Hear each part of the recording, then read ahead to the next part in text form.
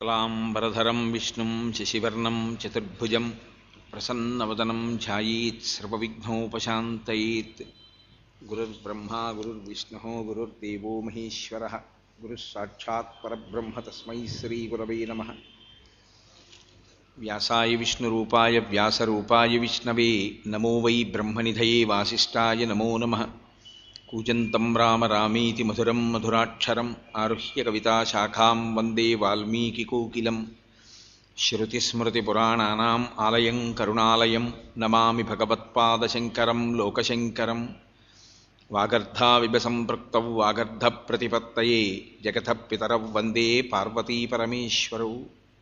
సూక్తిం సమగ్రేతున స్వయమీవ లక్ష్మీః శ్రీరంగరాజమహిషీ మధురైః కటాక్షైః. వైదగ్ధ్యవర్ణగుణగుంభనగౌరవైర్యాం కండూలకర్ణకుహరాः కవయోధయంతి. హైమోర్ధ్వపుండ్రమజహన్మకుటం సునాసం మందస్మితం మకరకుండలచారుగండం బింబాధరం బహుళదీర్ఘకృపాకటాక్షం శ్రీవేంకటేశముఖమాత్మని సన్నిధత్తాం.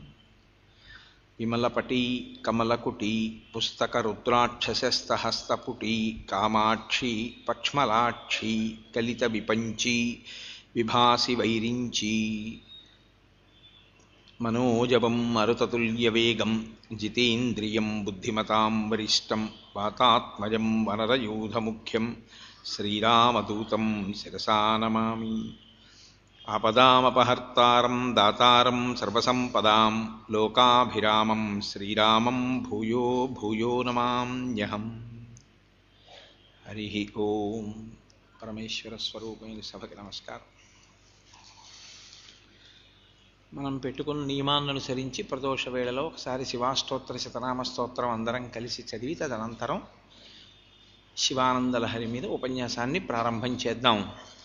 ధవళవపుషమిందోర్మండలే సన్నివిష్టం భుజగవలయహారం భస్మదిగ్ధాంగమీశం మృగయపరశుపాణిం చారుచంద్రార్ధమౌళిం హృదయకమలమధ్యే సంతతం చింతయామి. శివో మహేశ్వరः శంభుః పినాకీ శశిశేఖరः వామదేవో విరూపాక్షः కపర్దీ నీలలోహితः శంకరः శూలపాణిశ్చ ఖట్వాంగీ విష్ణువల్లభः శిపివిష్టోంబికానాథः శ్రీకంఠో భక్తవత్సలः భవశర్వస్త్రిలోకేశः శితికంఠः శివాప్రియः ఉగ్రః కపాలీ కామారీ అంధకాసురసూదనः గంగాధరో లలాటాక్షः కాలకాలः కృపానిధిः భీమః పరశుహస్తశ్చ మృగపాణిర్జటాధరः కైలాసవాసీ కవచీ కఠోరస్త్రిపురాంతకः వృషాంకో వృషభారూఢో భస్మోద్ధూళితవిగ్రహः సామప్రియస్వరమయస్త్రయీమూర్తిరనీశ్వరः సర్వజ్ఞః పరమాత్మా చ సోమసూర్యాగ్నిలోచనः అవిర్యజ్ఞమయः సోమః పంచవక్త్రः సదాశివः విశ్వేశ్వరో వీరభద్రో గణనాథः ప్రజాపతిः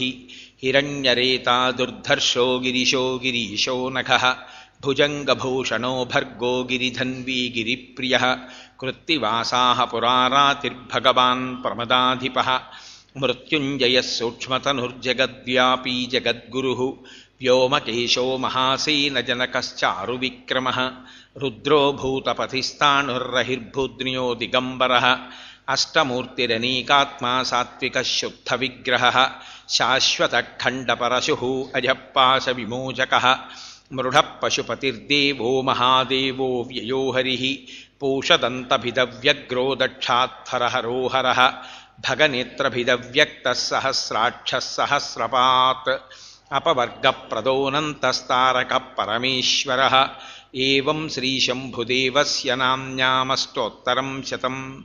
శ్రీశివాష్టోత్తరశతనామస్తోత్రం సమాప్తం. హరి ఓం. జగద్గురువులైనటువంటి శంకర భగవత్పాదులను మించిన మనస్తత్వశాస్త్రవేత్త లోకంలో ఉండడు. ఇందుచేతనంటే నేను మీతో నిన్ను ప్రస్తావన చేసి ఉన్నాను. పరమేశ్వరుడు ఎప్పుడూ కూడా అడిగేది ఏది అంటే మన మనసుని ఆయన పాదముల యందు సమర్పించి ఉండాలి అని. అలా ఎందుకు ఈశ్వరుడు అడుగుతుంటాడు? ఆయనకి అలా అడగడం వల్ల ఆయనకు ఉండే ప్రయోజనం ఏమిటి అంటే,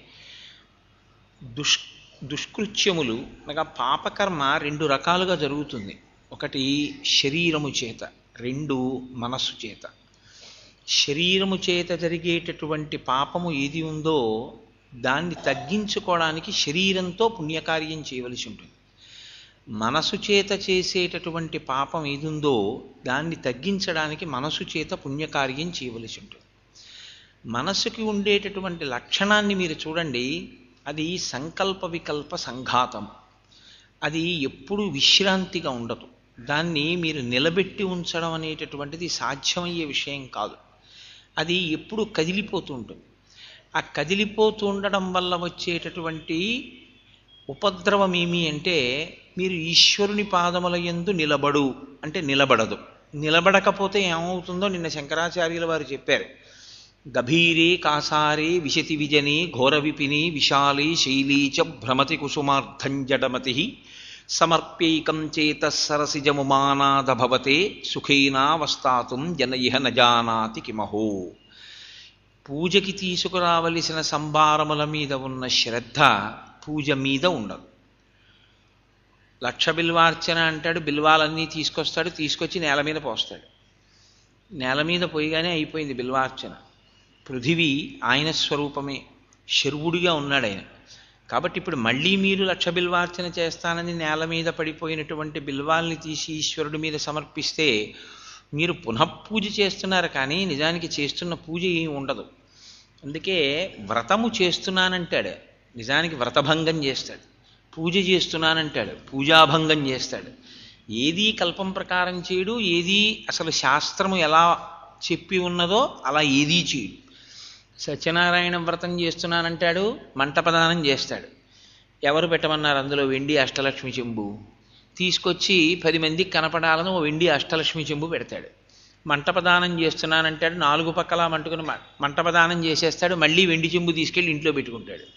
ఆ వెండి చెంబు అందులో పెట్టి మంటపదానం చేశాక ఇంకా మళ్ళీ నీది ఎలా అయింది? అది ఎవరికి ఇచ్చావో వాళ్ళకి ఇచ్చేయాలి దాన్ని. అంటే మళ్ళీ అక్కడ వ్రతభంగమే. పూజ అంటాడు, ఆవలింతలన్నీ అప్పుడే వస్తాయి. మనసు తీసుకెళ్ళాడు, అక్కడ పెట్టాడు. ఇంకేమి పూజ? పూజాభంగమే. అందుకే భాగవతంలో పోతన గారు ఒక మాట అంటారు, వ్రతభంగంబులు మాన్పు వరదున్ వామాక్షులిక్షించియున్ అంటారు. కాత్యాయని వ్రతఘట్టం చేస్తూ అందులో వ్రతభంగంబులే చేస్తూ ఉంటారు. వ్రతం అన్నది పైకి పేరంతే. కాబట్టి మనసుని పెట్టడం సాధ్యం కాదు. సాధ్యం కాకుండా పోవడానికి కారణం ఏమిటో కూడా శంకర భగవత్పాదులు నిన్న చెప్పారు.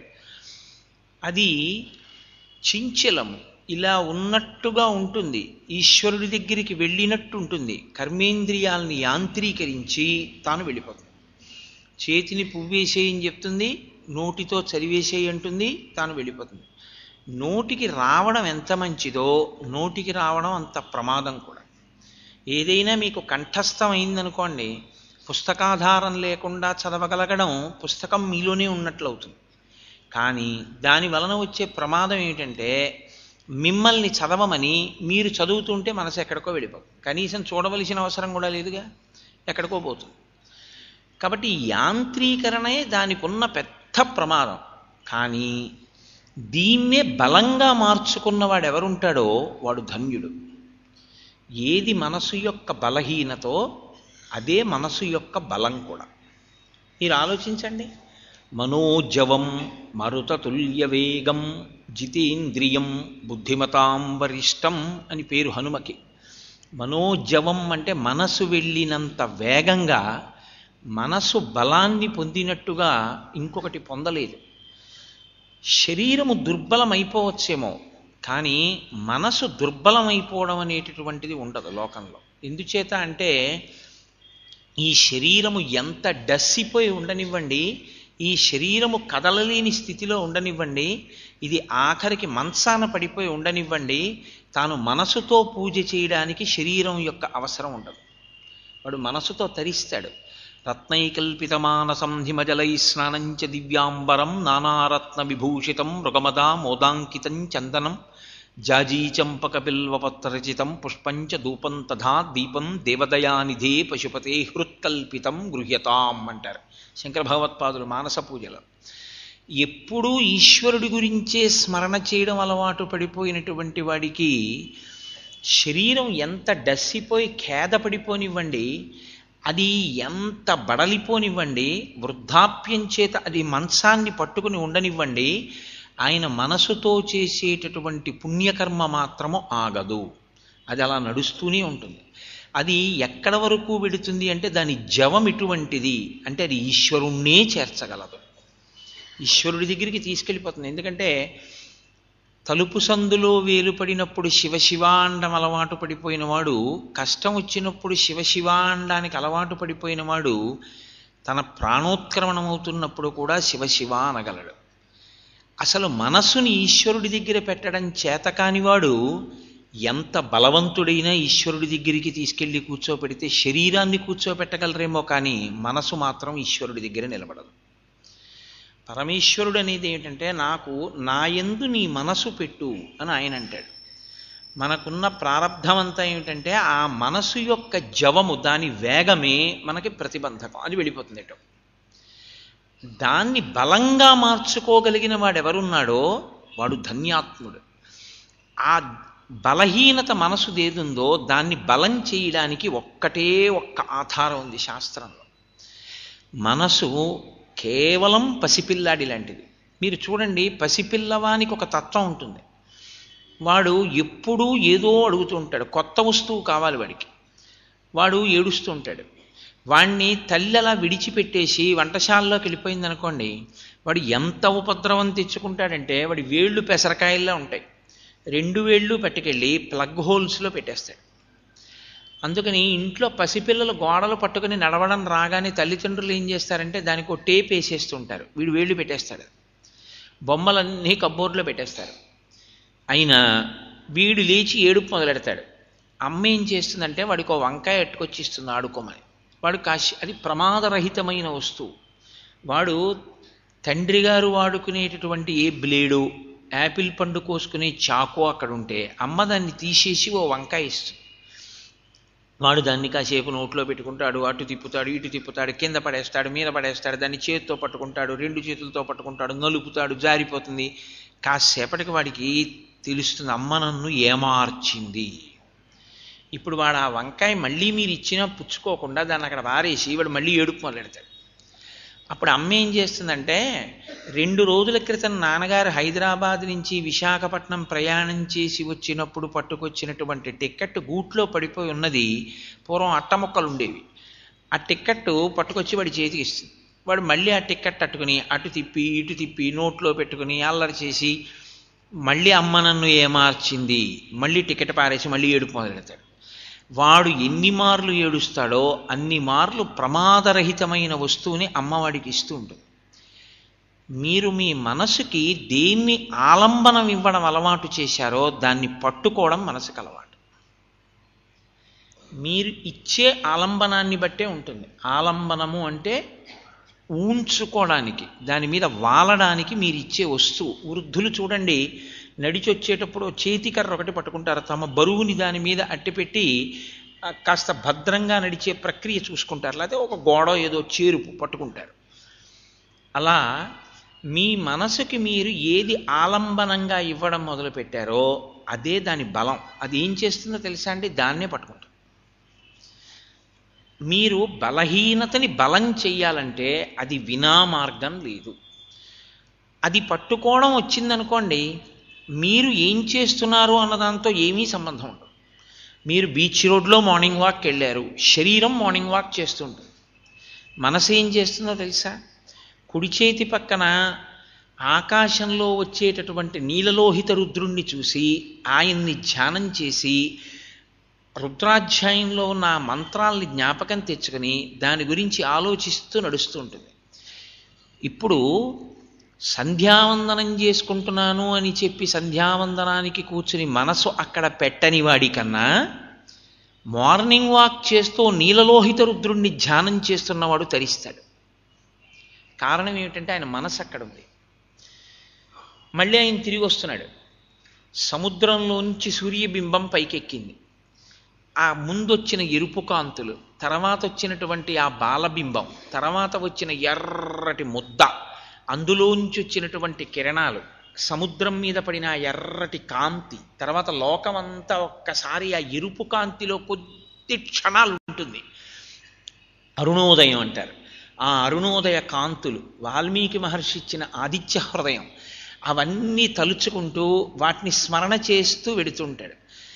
విరాట పర్వంలో మహానుభావుడు తిక్కన గారు నీరజాకరములు నిష్టమై చేసిన భవ్యతపంబు ఫలమనంగా దినసముఖాకి నందిత చక్రయుగ్మకంబులయనురాగంపు బ్రోవనంగా హరిహర బ్రహ్మ మహానుభావంబులొక్కటింగాగ గరగిన గట్టియనగా అతుల వేదత్రయలతికాచయము పెనుబొందన్ పుట్టెడు మూల కందమనగా అఖిల జగముల కందెర ఎగుచు జనసమాజ కరపట హృదయ సరోజముల కుముకుడనంబును జృంభణంబునొనర్చి భానుబింబంబు పూర్వాద్రిపై వెలింగి అంటారు.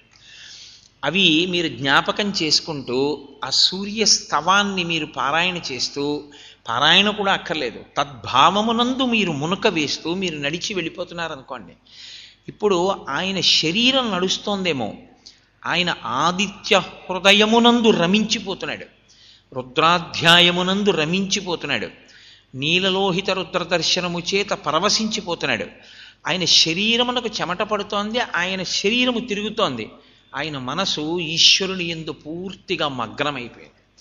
ఇందులో ఒక్కొక్కచో ఆయన ఇంటికి తిరగవలసిన సందు కూడా దాటి వెళ్ళిపోయినా ఆశ్చర్యం లేదు. చంద్రశేఖర భారతీ స్వామి వారు మూకపంచశరి చదువుకుంటూ అలా వెళ్ళిపోతూ ఉండేవారు ఒకప్పుడు శృంగేరిలో. మనయేవ మనుష్యాణం కారణం బంధమోక్షయోహో, మనస్సు అనేటటువంటిది ఈశ్వరుడి వైపుకు వెళ్ళడాన్ని మీరు అలవాటు చేస్తే, దాన్ని ఆలంబనంగా ఇవ్వడం మీరు అలవాటు చేస్తే, దానికి అది పట్టుకోవడం అలవాటు. అది మీరు ఏం చేస్తుండండి, అది అక్కడికే వెడుతుంది. చిట్ట చివరికి ఇది ఎక్కడికి వెడుతుందో తెలుసా అండి? చాలా గొప్ప ఆపద ఒకటి వచ్చిందనుకోండి, మీరు అనుకోలేదు, అనుకోకుండా వచ్చిన దానికే ఆపదని పేరు, ముందు చెప్పొస్తే ఆపద అనరు దాన్ని. కాబట్టి ఓ ఆపద వచ్చింది. ఇప్పుడు ఈ ఆపద వచ్చినప్పుడు సాధారణంగా ఈశ్వరుని యొక్క పాదముల నుంచి మనస్సు తొలగిపోయేది ఆపద ఎందే తొలగుతుంది. ఏమిటో ఇంత కష్టం వచ్చిందని ఆ కష్టం మీదకి వెళ్ళి నిలబడిపోతుంది. మీరు బాగా గ్రంథపఠనం చేసి బాగా పట్టుకుని ఉన్నారనుకోండి, మీకు ఈ ఆపదయందు కూడా ఈశ్వరుడు జ్ఞాపకానికి వస్తాడు. ఎందుచేత అంటే, ఏదో ఆర్ఏసీ టికెట్ దొరికింది, కన్ఫర్మ్ అయిపోతుంది ఖాయంగా అన్నారు, తీరా రైలు ఎక్కిన తర్వాత కన్ఫర్మ్ అవ్వలేదు, ఓ సీట్లో ఇరుక్కు కూర్చుని సికింద్రాబాద్ వెళ్ళవలసి వచ్చింది. సహజంగా చాలా కష్టం అనిపిస్తుంది, ఇదేం ప్రారంభం రా ఇవాళ కన్ఫర్మ్ అవ్వలేదని. అప్పుడు మీకు రామాయణంలో శ్లోకం జ్ఞాపకం వచ్చిందనుకోండి, క్షితిక్షమా పుష్కర సన్నిభాక్షి యారక్షిత రాఘవలక్ష్మణాభ్యాం సారాక్షసీభి వికృతేక్షణాభి సంరక్షిత సాంప్రతి వృక్షమూలే. రామలక్ష్మణుల చేత రక్షింపబడవలసిన తల్లి, సూర్యుడు కూడా చూడడానికి వీలు లేనటువంటి తల్లి, జనక మహారాజు గారి కుమార్తె అయిన అయోనిజ, మహానుభావుడైన రామచంద్రమూర్తి ఇల్లాలు, దశరథ మహారాజు గారి పెద్ద కోడలు, 10 నెలల నుంచి చిరిగిపోయిన బట్ట, కట్టిన బట్ట మళ్ళీ మార్చి ఇంకొక బట్ట కట్టుకోకుండా అదే శింశుపావృక్షం కింద ఒక రాక్షసుడి పంచన పడి ఉండి చుట్టూ రాక్షస స్త్రీలు ఆవిడ్ని ఆకలితో చూస్తుంటే, ఆవిడ పడిన బాధ కన్నా ఇంతోటి ఈ ప్రయాణంలో బాధ పెద్ద కష్టమా అని మీకు అనిపించింది అనుకో. మీకొచ్చిన కష్టం ఈశ్వరుణ్ణి స్మరించడానికి హేతువు కాలేదా? భీష్మాచార్యుల వారు యుద్ధభూమిలో పడుకుని ఉన్నాడు అంపశయ్య మీద. రాత్రికి రాత్రి ఉపపాండవులందరినీ చంపేశాడు అశ్వత్థామ. వచ్చి భీష్మాచార్యుల వారికి చెప్పారు. అందరూ అదేమిటి, యుద్ధం అంతా అయిపోయింది, దుర్యోధనుడు కూడా పడిపోయాడు, ఇప్పుడు ఉపపాండవులు అశ్వత్థామ చంపేయడం ఏమిటి, ఇదేం ఆశ్చర్యం, ఇన్నాళ్ళు వాళ్ళు అసలు అరణ్యవాసంలో ఉండగా బతికారు, రాజ్యం వాళ్ళదయ్యాక ఉపపాండవులు చచ్చిపోయారు, ఇదెక్కడ విచిత్రం అన్నారు. భీష్ముడు ఒక్కడేమన్నాడో తెలుసా అండి? రాజట ధర్మజుండు సురరాజసుతుండట ధన్వి శాస్త్రవోద్వేజకమైన గాంధీవము విల్లుయట, సర్వభద్ర సంయోజకుడైన కృష్ణుడు సారథియట, ఉగ్రగదాధరుండు భీముడై యాజికి తోడువచ్చునట, ఆపత కల్గుటకేమి చిత్రమో అన్నాడు. రాజట ధర్మజుండు, ఇప్పుడు దుర్యోధనుడు లేడు, ధర్మరాజు గారే రాజు. రాజట ధర్మజుండు సురరాజసుతుండట ధన్వి, సాక్షాత్ ఇంద్రుడి కొడుకు అర్జునుడు గాంధీవం పట్టుకుని ఉన్నాడు. అదేం సామాన్యమైన విల్లు కాదు, గాంధీవం. దాన్ని టంకారం చేస్తేనే కొన్ని వేల మంది పడిపోతారు. అటువంటి ధనస్సు ఆయన పట్టుకుని ఉంటాడు. సర్వభద్ర సంయోజకుడైన కృష్ణుడు సారథి అట. అందరి యొక్క భద్రత చూడగలిగినటువంటి శ్రీకృష్ణ పరమాత్మ ఆయనకి సారథి. ఉగ్రగదాధరుండు భీముడయ్యాజికి తోడువచ్చునట. ఎప్పుడూ గదాదండం పట్టుకుని గిరగిర తిప్పుతూ ఆవేశంతో ఉండేటటువంటి భీమసేనుడు అర్జునుడి పక్కన నిరంతరం ఉంటాడు. ఇన్ని రక్షణలు వాళ్లకుంటే వాళ్ళ బిడ్డలందరూ ఒక్క రాత్రి చచ్చిపోవడం ఆపద కల్గుటకి ఏమి చిత్రమో, దీని వెనక ఎవరున్నారో అన్నాడు ఆయన. ఈశ్వర సంకల్పం జరిగితే నువ్వు ఎన్ని రక్షణలు పెట్టుకుంటే నీకు ఆపద రాకుండా ఉంటుంది. రక్షణము లేక సాధుడు రక్షితుడగు సమత చేసి రాయుడులందున్ రక్షణలు వేయి కలిగిన శిక్షితుడగు కలుడు పాప చిత్తుండగుటన్. పోతన గారు భాగవతంలో తీర్పు చెప్పారు.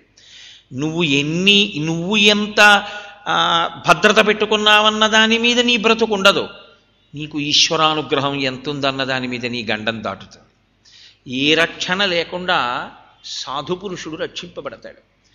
ఇన్ని రక్షణలు పెట్టుకున్నా పాపము ఫలితాన్ని ఇవ్వాలనుకున్నప్పుడు మనం పెట్టుకున్న రక్షణలు మనల్ని రక్షించలేవు. నేను నిడదవోలు వెళ్ళే రోజుల్లో ఒక పల్లెటూరు ఆవిడ నాకు కొంచెం కడుపులో అస్వస్థతగా ఉందని ల్యాబొరేటరీలోకి వెళ్ళారు. ఆవిడ ఎంతకీ రాకపోతే పాపం ఆ చుట్టూ ఉన్న తల్లిదండ్రులు వాళ్ళు ఆవిడ నిండు గర్భిణి అండి, వెళ్ళి చాలాసేపు అయింది, ఎంతకీ రాలేదని ఆ తలుపులు కొట్టారు. మొత్తం మీద ఆ తలుపు ఊడిపోయింది.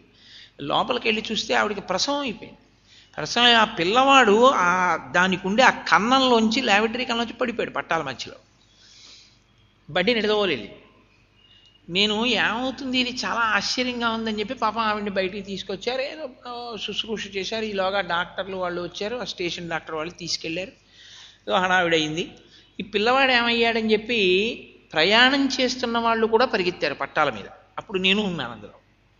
మానవత్వం కదండి. ఆ పసిపిల్లాడు ఏ కుక్కన్నా ఎత్తుకుపోతుందేమో అని.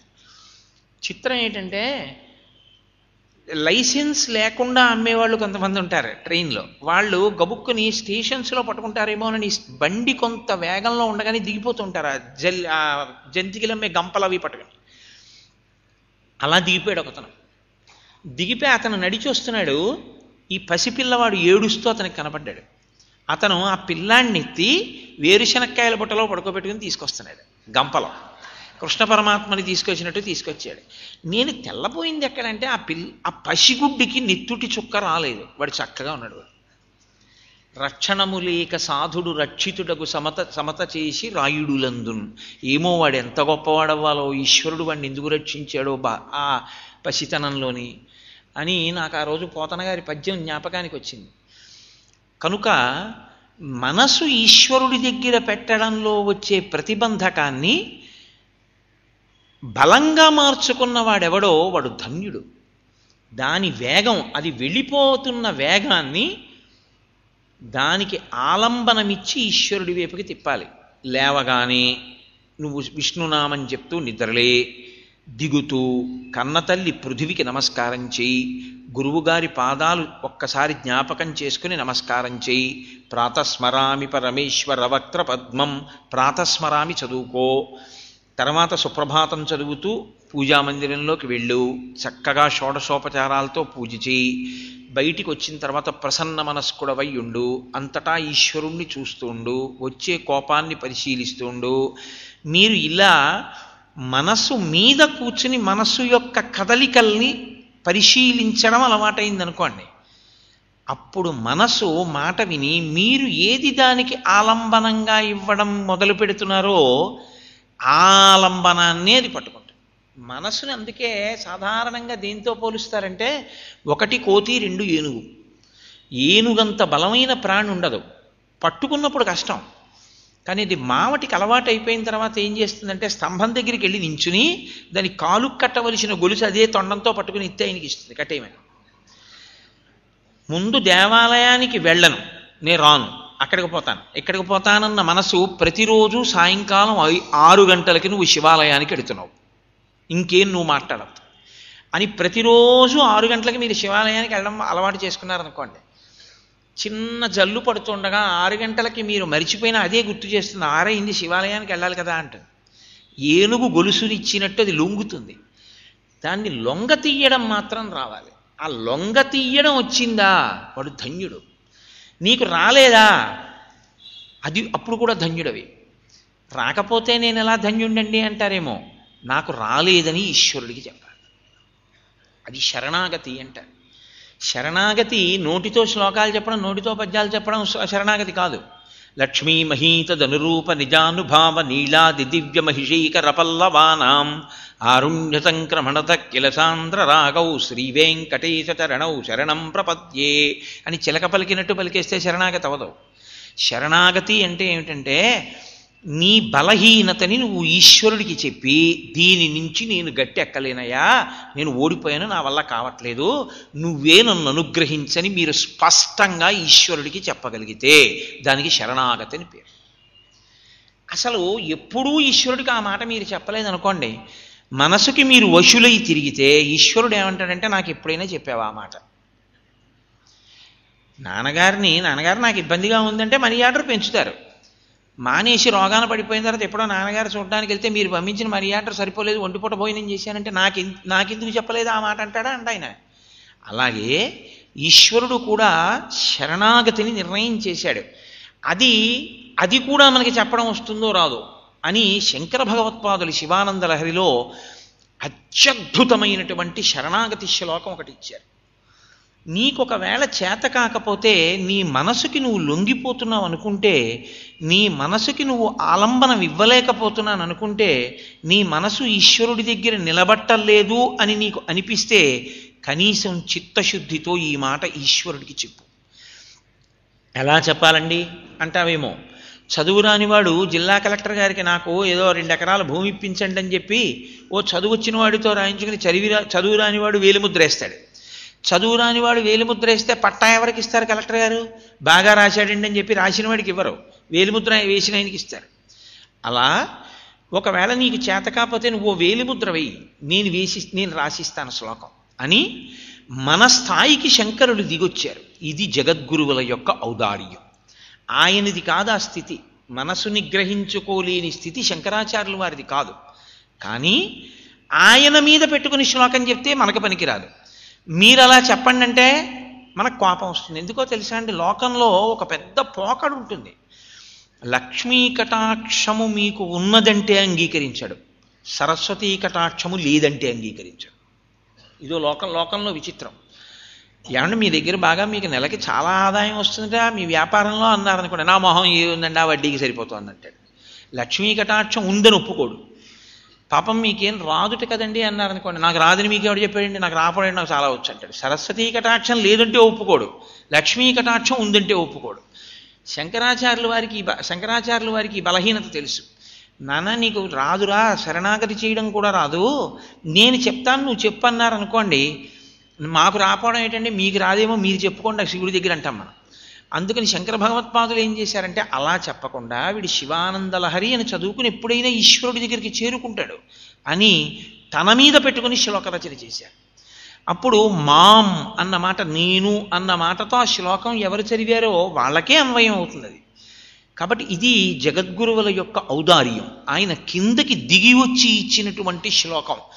ఇది నోటికి రాదు అని ఎవరైనా అన్నారనుకోండి, నన్ను క్షమించండి, నేను అంతకన్నా తక్కువ మాట వాడడం నా చేత కాదు, ఖచ్చితంగా ఏదో దోషం ఆ వ్యక్తి జీవితంలో ఉందని గుర్తు. ఈ శ్లోకం రాకపోతే ఇంకా అంతకన్నా అపరాధం మనుష్య జన్మకి ఇంకొకటి లేదు. ఎందుకంటే మనసుని నిగ్రహించలేక, మనసుని నిగ్రహించడం చేత కాదని ఈశ్వరుడికి ఎలా చెప్పాలో శంకరులు ఇచ్చిన శ్లోకం రాకపోతే ఇక వాడిని ఉద్ధరించగలిగిన వాడెవరు? ఇన్ని విషయాలు తెలుసు, చాకలికి వారం క్రితం వేసిన ప్యాంట్లు ఆరైతే అది పొరపాటున అయితేస్తే ఆరిచ్చానని ఆరోపణాన్ని రంగు కూడా చెప్పేస్తావు 5 పెట్టి. ఏమి శంకరాచార్యుల వారి శ్లోకం ఎందుకు రాలేదు? ఖచ్చితంగా నీకు పూనిక లేదు, ఏదో దోషం ఉంది. లేకపోతే ఆ శ్లోకం రాదు అంటే క్షమార్హం కాదు. కాబట్టి అందులో శంకరులు అంటారు, సదా మోహాటవ్యాం చరతి యువతీనాం కుచగిరౌ నటత్యాశా శాఖాస్వటతి ఝడితి స్వైరమభిత కపాలిన్ బిక్షో మే హృదయ కపిమత్యం తచపలం దృఢం భక్త్యా భక్త్యా శివభవదధీనం కురు విభో అంటారు. శంకర భగవత్పాదుల్ని మించిన మనస్తత్వశాస్త్రవేత్త ఎక్కడున్నాడు లోకంలో? అత్యద్భుతమైన ఆవిష్కరణ. ఆయన అన్నారు, సదా మోహాటవ్యాం చరతి. ఈశ్వర, నా మనసుంది చూశావా, ఇదొక కోతి. ఇది ఏం చేస్తూ, అదండి ఆయన యొక్క గొప్పతనం అక్కడ ఉంది. ఆయన వేసేటటువంటి ఉపమానం అలా ఉంటుంది. సదా మోహాటవ్యాం చరతి యువతీనాం కుచగిరౌ. నా మనసనబడేటటువంటి కోతి ఉందే, ఇది చించలము, ఎప్పుడూ స్థిరంగా ఉండదు. కోతి ఎప్పుడూ స్థిరంగా కూర్చోదు. కోతి ఒకవేళ స్థిరంగా అలా కూర్చుందనుకోండి, మనం ఏమంటామంటే, అంటే దీనికి ఒంట్లో బాగోలేదా, ఇలా ఉంది ఏమిటండి అంటాం కదా. కోతి అలా ఇలా పరిగెత్తకుండా అది వచ్చి అక్కడ అలా కూర్చుందనుకోండి, పురాణం వినడానికి వచ్చిందండి అనం. అండ్ ఆ కోతికి ఒంట్లో బాగోలేదా పాపం అలా ఉండిపోయింది ఏమిటండి అనం. కోతి అంటే తిరుగుతూ ఉంటేనే కోతి, తిరుగుతూ ఉంటేనే మనసు. ఇప్పుడు అది తిరగడమే కోతికి బలమైనట్టు, తిరగడమే నీ మనసుకి బలంగా నువ్వు మార్చుకోవాలి. ఎలా? నీకు చేతనైతే స్మరణగా మార్చాలి, చేత కాకపోతే ఈశ్వరుడికి చెప్పాలి. ఇది వింటలేదు, ఇతర విషయాల వైపుకు పోతోంది. ఏ విషయాల మీదకు పోతోంది? శంకరాచార్యులు వారు చెప్తున్నారు, ఎవరి మనసైనా పోతే వీటి మీదకే పోవాలి, వినా మార్గం ఉండదు. అలా కాకుండా ఇంకో దాని మీద కడితే వాడు తరించాడని గుర్తు. సదామోహాటవ్యాం. నా మనసనే కోతి ఒక అరణ్యంలో తిరుగుతోంది. ఆ అరణ్యంలో ఎత్తైనటువంటి ప్రదేశాలు ఏ ఉన్నాయో వాటి మీద ఎక్కి వాటి మీద కూర్చుంటూ ఉంటుంది, వాటి మీద తిరుగుతూ ఉంటుంది ఎప్పుడు. సదామోహాటవ్యాం చరతి యువతీనాం కుచగిరౌ. యువతి యొక్క కుచములనబడేటటువంటి పర్వతముల మీద తిరుగుతూ ఉంటుంది. అంటే హేయమైన కామదృష్టితో ఉంటుంది ఎప్పుడూ, దానికి అదే పని. దానికి వివరణంత వరకు చాలు. కుచగిరౌ నటత్యాశాఖాస్వటతి జడితి స్వైరమభిత. ఆశలు అనబడేటటువంటి ఓడలు పట్టుకుని ఎప్పుడూ ఊగుతూ ఉంటుంది. అంతు లేదా ఆశకి, ఎప్పుడూ ఆశ, ఎప్పుడూ ఆశ, ఎప్పుడూ కోరికలు. అలా తిరుగుతూనే ఉంటుంది. ఎంత వేగంగా తిరుగుతూ ఉంటుందో. ఇదంతా ఏ అరణ్యం? మోహాటవ్యాం. ఇందులో నువ్వు పట్టికెళ్ళగలిగినటువంటిదన్నది ఒక్కటి ఉండదు. నా కొడుకు నా కొడుకు నా కొడుకు అంటాడు. కన్ను పడిపోయిన తరువాత, ప్రాణము ఉత్క్రమణం అయిపోయిన తర్వాత ఆ కొడుకే వచ్చి అక్కడ ఎదురుగుండా నించుంటాడు. నాన్నగారండి నాన్నగారండి అని ఏడుస్తుంటాడు. ఏది? కన్ను విప్పి చూడమనండి. చిట్ట చివరి ఊపిరి శరీరంలోంచి పైకి వెడుతూనే తాను పెట్టుకున్న సర్వ సంబంధములు అక్కడతో అయిపోతాయి. ఆ క్షణంలో అన్నీ తెగిపోతాయి అంతే. కొడుకు తన కొడుకు కాడు, కూతురు కూతురు కాదు, అల్లుడు అల్లుడు కాదు, సంపద తనది కాదు. శంకరాచార్యులు వారు ఒక చోట అంటారు, కింవానేన ధనేన వాజికరిభి ప్రాప్తేన రాజ్యేన కిం కింవా పుత్ర కళత్ర మిత్ర పశుభిర్దేహేన గేహేన కిం జ్ఞాతైతక్షణ భంగురం చపతిరోత్యద్యం మనోదూరత స్వాత్మార్థం గురువాక్యతో భజ భజ శ్రీపార్వతీ వల్లభం అంటారు. కింవానేన ధనేన, డబ్బు డబ్బు డబ్బు డబ్బు డబ్బు అంటాడు. తీసుకొస్తాడు, బ్యాంకులో వేస్తాడు, పాస్బుక్లో అంకెలుగా మారిపోతుంది, బీరువాలో పెడతాడు. వీడి శరీరం పడిపోయింది. ఆ అంకెలుగా ఉన్నటువంటి డబ్బుని సంపాదించడానికి వీడి జీవితంలో ఎంత సమయాన్నో వెచ్చించేశాడు. ఒక్క అంకె తడైపోయి కళ్ళమ్మని నీళ్ళు వచ్చి చెరిగిపోదు, అలాగే ఉంటుంది. వాజికరిభిహి, ఇప్పుడంటే గుర్రాలు ఏనుగులు లేవు, కార్లు. వీడి అంత్యేష్టి సంస్కారానికి కొత్త చాప తేవడానికి కారు పట్టుకెళ్ళినా అదేం కన్నీళ్లు కార్చదు, ఆ యజమాని వెళ్ళిపోయాడు. ప్రాప్తేన రాజ్యేన కిం, సంపాదించిన స్థలాలు ఏమీ అయిపోవు, అలాగే ఉంటాయి. కింవానేన ధనేన వాజికరిభి ప్రాప్తేన రాజ్యేన కిం కింవా పుత్ర కళత్ర మిత్ర పశుభిర్దేహేన గేహేన కిం. భార్య ఓ చోటి వరకు వస్తుంది, కొడుకు ఒక చోటి వరకు వస్తాడు. తమాషా ఏమిటంటే, ఈ శరీరం ఇన్ని ఫెయిర్ అండ్ లవ్లీలు రాశాడు, ఇన్ని పౌడర్లు రాశాడు, ఇన్ని ఆల్అవుట్లు ఎట్టాడు, ఇన్ని ఫ్యాన్లు ఎట్టాడు, ఇలా పడుకున్నాడు, ఇంత అల్లరి చేశాడే, దీన్ని పట్టుకెళ్ళి కర్రల మీద పడుకోబెట్టేటప్పుడు తల ముందు కాలిపోవడానికి వీలుగా పెట్టేస్తారు. పొడుగైన వాళ్ళ ప్రారంధం చూస్తే ఎంత ఆశ్చర్యంగా ఉంటుందో. వాడి కాళ్ళు ముందు కాల్చడానికి ప్రయత్నం చేయరు, అందుకని కాళ్ళు ముందుకు వేలాడుతుంటాయి. కొయ్యబారిపోతుంది కదండి, కాళ్ళు బయటకు ఉంటాయి.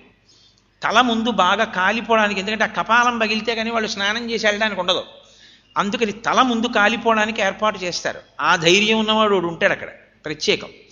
ఆయన ఆ నూనె నెయ్యో పోస్తూ బాగా జ్వాలకు అందేటట్టుగా కదుపుతాడు. కదిపితే మీరు కొంచెం దూరం నుంచి చూస్తే కాలిపోతున్నటువంటి శరీరంలో ఈ మిగిలిపోయిన కాళ్ళు, పనికిమాలిన తిరుగుడంతా తిరిగిపోయిన కాళ్ళు ఎర్రగా వేడికి బొబ్బలెక్కి ముద్దవుతూ ఉంటాయి. పట్టని శబ్దం వచ్చి పేలిపోయిన తర్వాత సంజ్ఞ చేస్తాడు, మీరు వెళ్ళిపోవచ్చని. పెద్ద ఊచ పట్టుకొచ్చి ఈ పాదాలు మోకాళ్ళ కింద నుంచి కాలకుండా ఉంటాయి, ఇంకా వీటిని దాంతో ఇలా ఎత్తి ఇలా వెనక్కి పడేస్తాడు. జ్వాలలోకి పడేస్తే కాలిపోయిందిగా, ఇక్కడేం పట్టులేదిగా, ఇటు నుంచి తిరిగి అటు పడిపోతాయి. అప్పుడు జీవుడు చూస్తూ ఉంటాడు. గరుడ పురాణం చెప్తుంది 11 రోజులు ఎక్కడ పోయాడో అక్కడ నిలబెడతారు. వదిలిందా నీకు ఈ పిచ్చి ఇప్పటికైనానని. అందుకని వ్యానవాయువుని విడిపిస్తాడు ఆనందహోమం చేసి కొడుకు. పెచ్చనాన్న ఇప్పటికైనా పెడతావా అని అడుగుతాడు. అప్పుడు చూసుకుంటాడు తన శరీరాన్ని. నేను నేను నేనని ఇలా చూపించాడే, ఇన్ని మాటలు గుండెలు బాదుకున్న అహంకారంతో ఇదన్నాడు. ఇది కాలిపోతుంటే వేడికి వెంట్రుకలు ఊడి చెట్ల దగ్గరికి వెళ్ళిపోతాయి. నెత్తురు ముద్దల ముద్దల ముద్దల ముద్దల కింద పడిపోతుంది. చిట్ట చివరికి మిగిలిపోయిన ఎముకల్లో కొద్దిగా అస్థి సంచయనం అని చెప్పి తీసి మూట కట్టి శ్మశానం లాకర్లో పెట్టాడు కొడుకు. ఇంటికి కూడా తేడు, కాశీ పట్టుకెళ్ళడానికి అక్కడి నుంచే పట్టుకెడతాడు నిమజ్జనానికి. పెద్ద పెద్ద ఎముకలు తీసి అవతల పారేస్తాడు. వాటిని కుక్క నోట కరచుకుపోతుంది. నా శరీరం అని నువ్వు అహంకరించింది ఆఖరికి అదయింది. కాబట్టి దేహేన గేహేన కిం అన్నారు శంకరాచార్యులు. దేనికంత పిచ్చి నీకు? మాకురు ధనజన యవ్వన గర్వం హరతి నిమేషత్కాల సర్వం మాయామయమిదమఖిలం హిత్వా బ్రహ్మపదం త్వం ప్రవిశ విదిత్వా. ఏమనుకుంటున్నావో, ఒక్క క్షణం లోపలికెళ్ళిన ఊపిరి పైకి రాకపోయినా, పైకొచ్చిన ఊపిరి లోపలికి వెళ్ళకపోయినా అయిపోయిందంతే. కాబట్టి బ్రహ్మపదాన్ని చేరుకోవడానికి ప్రయత్నం చేయి. ఇవన్నీ నిన్ను ఉద్ధరించేస్తాయి అనుకుంటున్నావేమో, ఇవేవీ నిన్ను ఉద్ధరించవు. కాయము వీడి జీవుడతి కంపిత చిత్తత నీకు చుండవో నాయనయంచు ఏడ్చు నిజనందన నందినులైన కాని కందోయిని భాష్పముల్ తొలుత దుఃఖ మహాంబుని సుచ్చుపత్నియున్ కాయము వీడి రారు కదా చేసిన కర్మము పుణ్యము తప్ప శంకరా. ఎవరొస్తారు వెనకాల?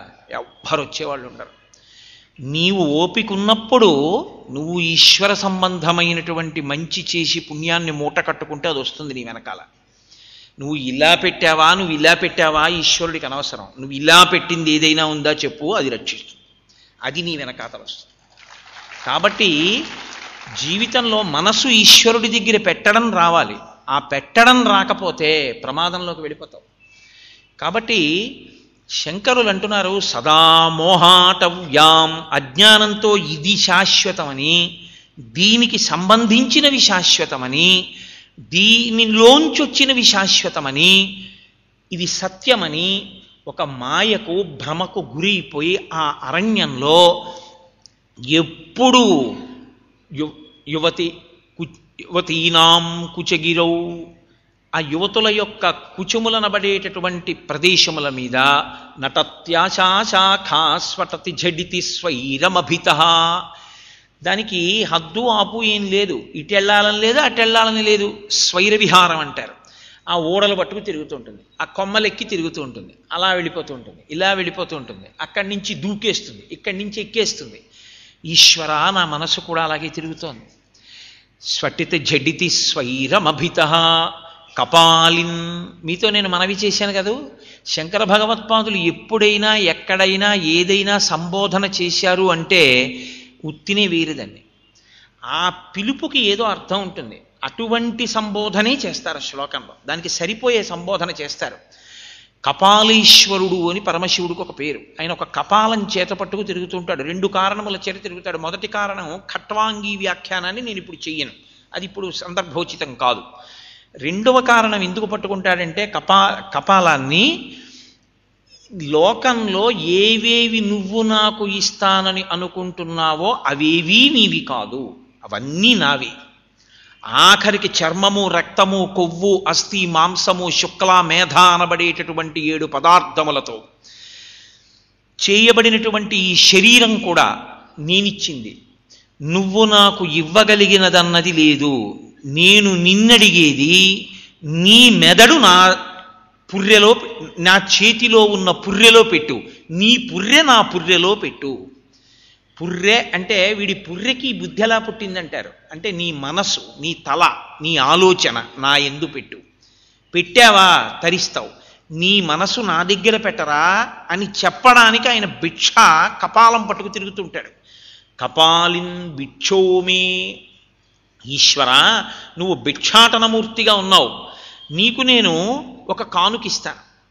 భిక్షాటన చేసేటప్పుడు ఒక్కొక్క ఇంటి ముందుకు వెళ్ళి భవతి భిక్షాందేహి అంటారు.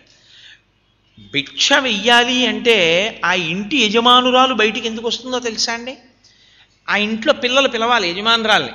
అమ్మా అమ్మా అమ్మ ఒక్కసారి రామ్మా, ఆయన మన ఇంటి ముందు నించునేట్టు చూడమ్మా అనాలి. ఆవిడ లోపల నుంచి కాస్త భిక్ష పట్టుకొస్తోంది అనుకోండి, ఆ ఇంటి ముందు ఉన్నటువంటి ఆ భిక్షువు నిలబడతాడు. నిలబడితే ఆవిడ వచ్చి కాస్త భిక్ష వేస్తుంది. పిల్లలు ఎందుకు నిలబెడతారు?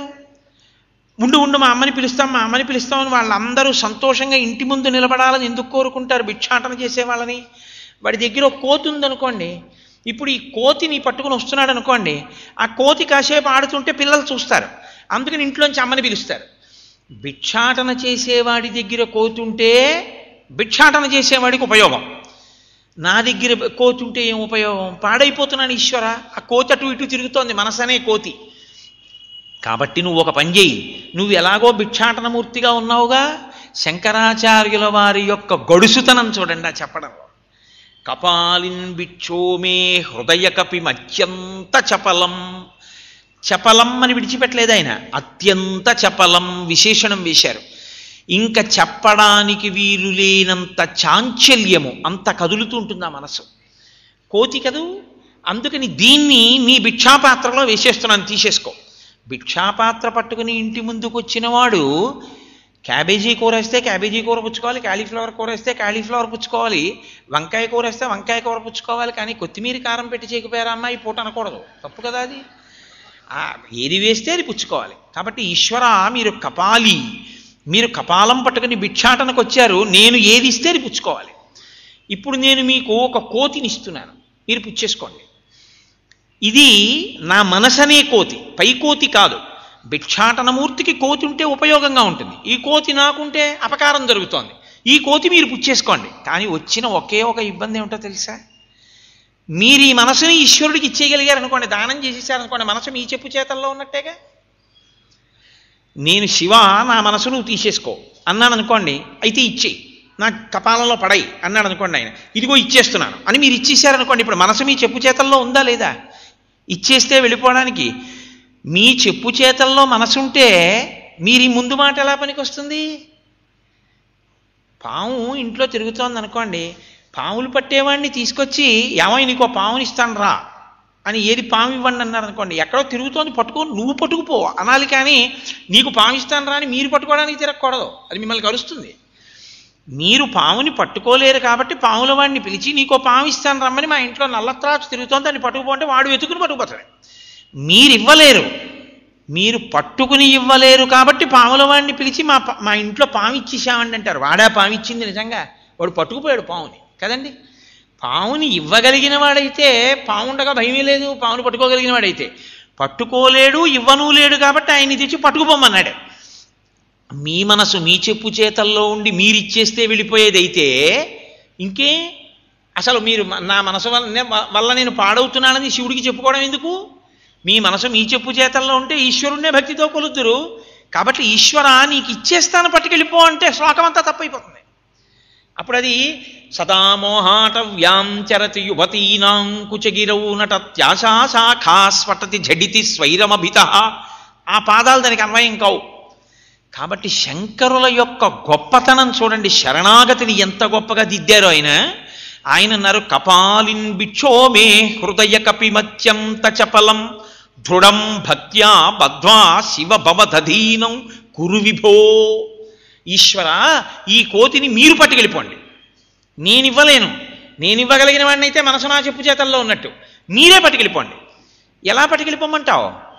ఆ కోతి మాట విందంటున్నావుగా, మరి మాట వినని కోతిని ఇలా పట్టుకున్నారనుకోండి, మీరు ఏమాత్రమైన పట్టు వదిలారో అది పారిపోతుంది. ఎక్కడికి పారిపోతుందో తెలుసా అండి?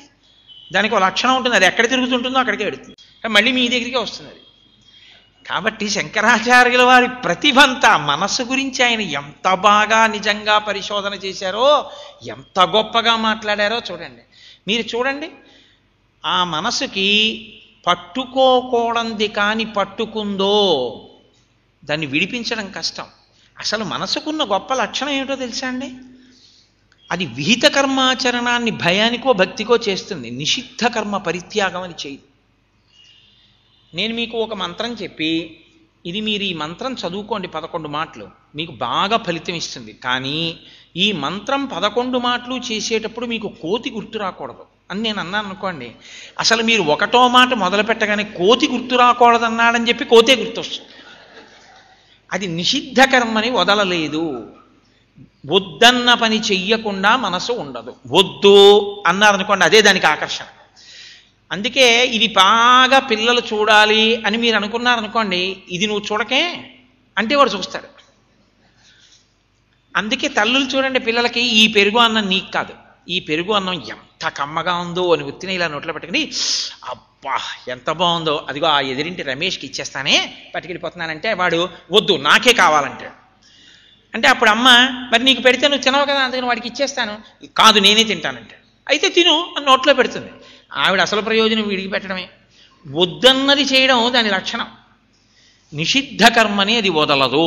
దేవుడికి అగరత్తెట్టు అన్నాను అనుకోండి, 9కో 10కో 11కో అగరత్తెడతారు.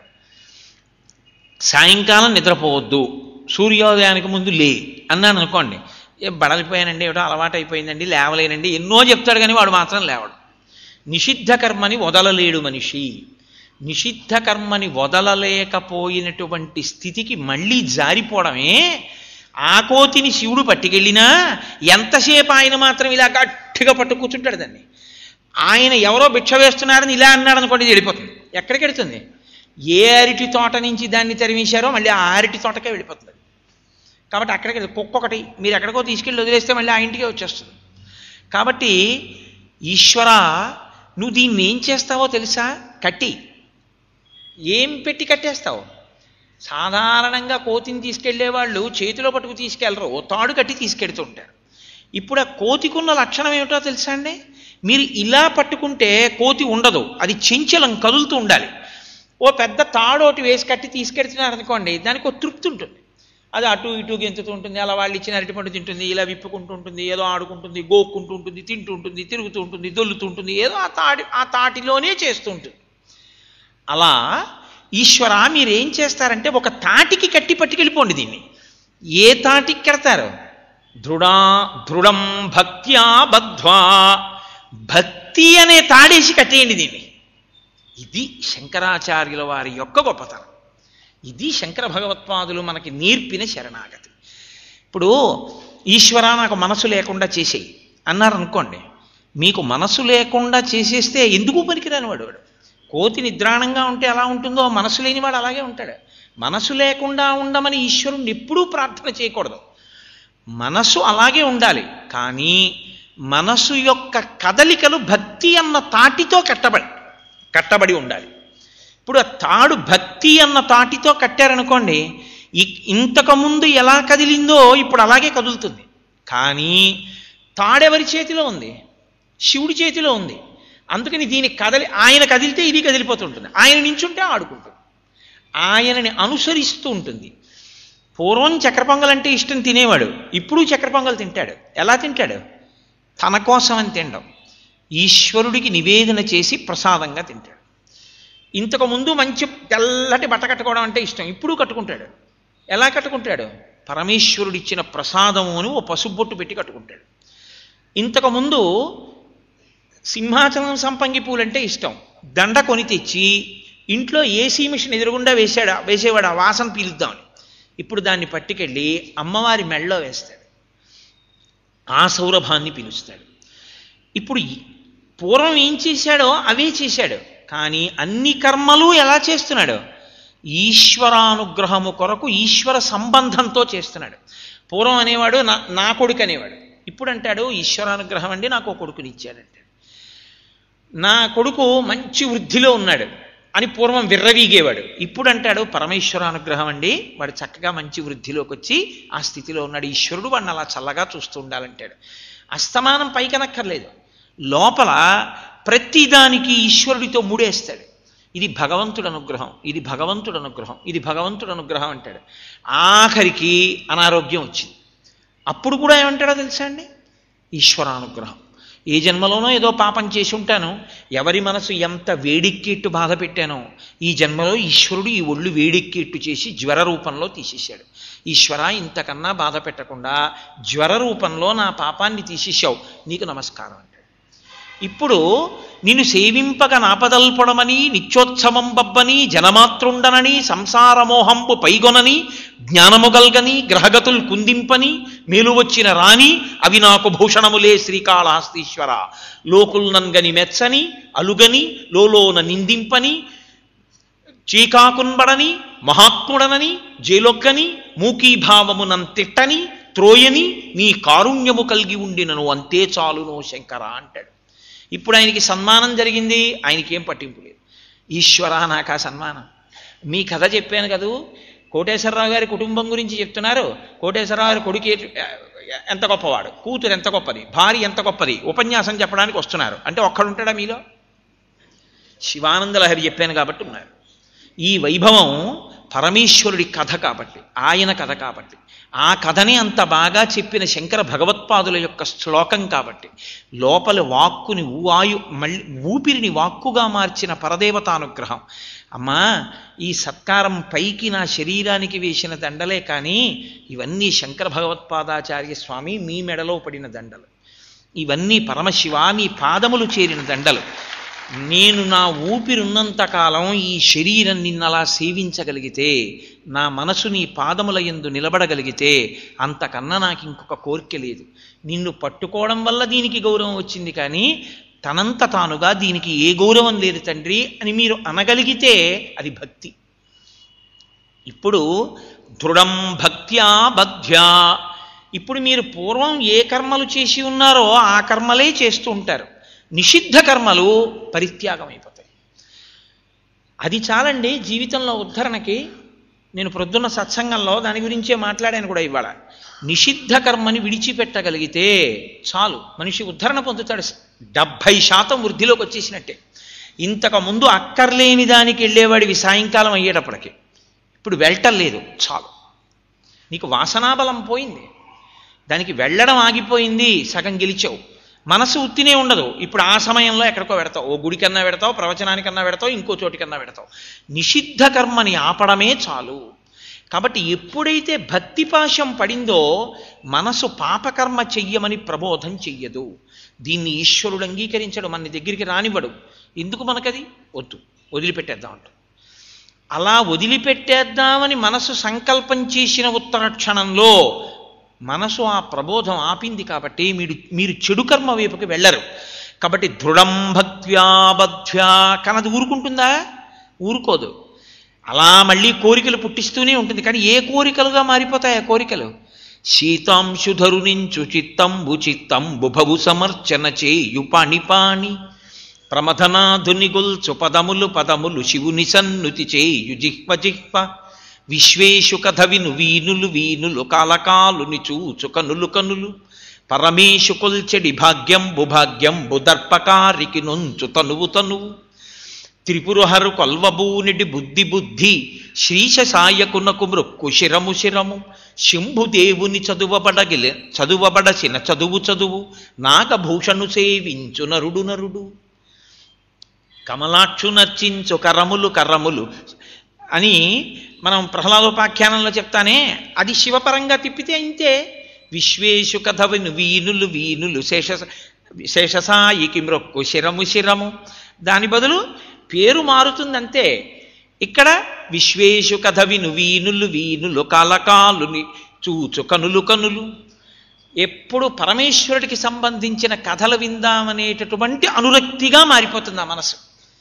ఎప్పుడు ఈశ్వర సంబంధమైన విషయాన్ని వింటుంటాడు. శృణ్వంతపహ గత జన్మంబులనేమి చేసితిమో, ఎవ్వరికేమి పెట్టితమో, యాగశ్రేణులు ఏమేమి చేసితిమో, ఇప్పుడు చూడగంటి విచటన్ కృష్ణార్భకున్ నిర్భయున్ అంటుంది యశోద భాగవతంలో. మీరు ఏది విన్నారో, మీరు ఏది వింటూ తన్మయత్వాన్ని చెందారో దాన్ని కూడా ఈశ్వరుడు తపస్సుగా పరిగణిస్తాడు. కాబట్టి భగవన్నామ సంకీర్తనం విని పరవశించారు. దాన్ని తపస్సుగా ఆయన స్వీకరిస్తాడు. అందుకే శృణ్వంతపః, నా సొంతంగా చెప్పట్లేదు, శాస్త్రవాక్ అది. విన్నది తాదాత్మ్యతతో విన్నదేదో అది తపస్సు. శ్రవణం కీర్తనం విష్ణోః స్మరణం పాదసేవనం అర్చనం వందనం దాస్యం సఖ్యం ఆత్మనివేదనం. నవవిధ భక్తులలో శ్రవణం లేదు.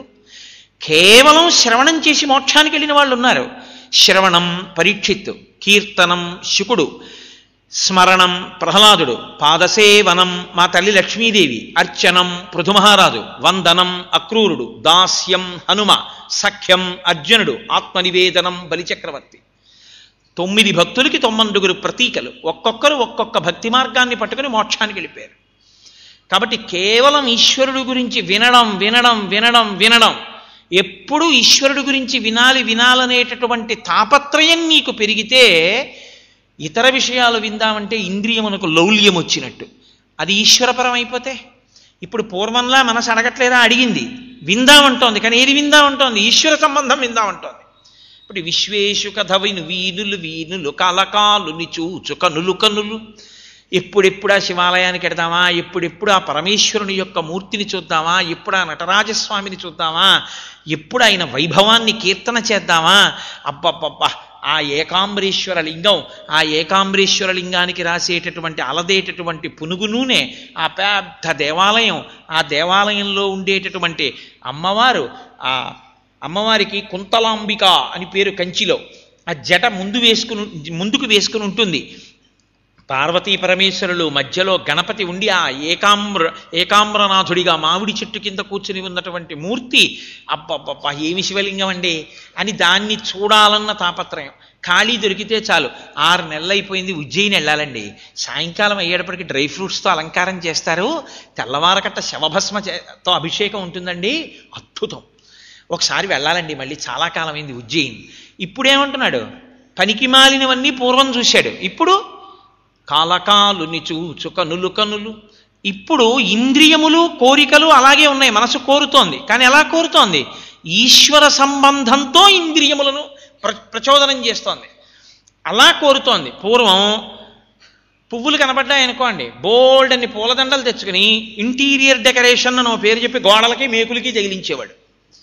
ఇప్పుడు మల్లెపూలు కనపడ్డాయనుకోండి, ఇన్ని మల్లెపూలు తెచ్చుకుని వచ్చినా రాకపోయినా అలా పెట్టుకుని ఓం నిధనపతయే నమః అని మల్లెపూలు తీసి అలా వేసి ఓం నిధనపతాంతికాయ నమః అని పూలు పూజ చేసి, సాయంకాలం వచ్చే మల్లెపూలు, అరవిరిసిన మల్లెపూలు, బొడ్డు మల్లెలు ఎంత బాగుంటాయో.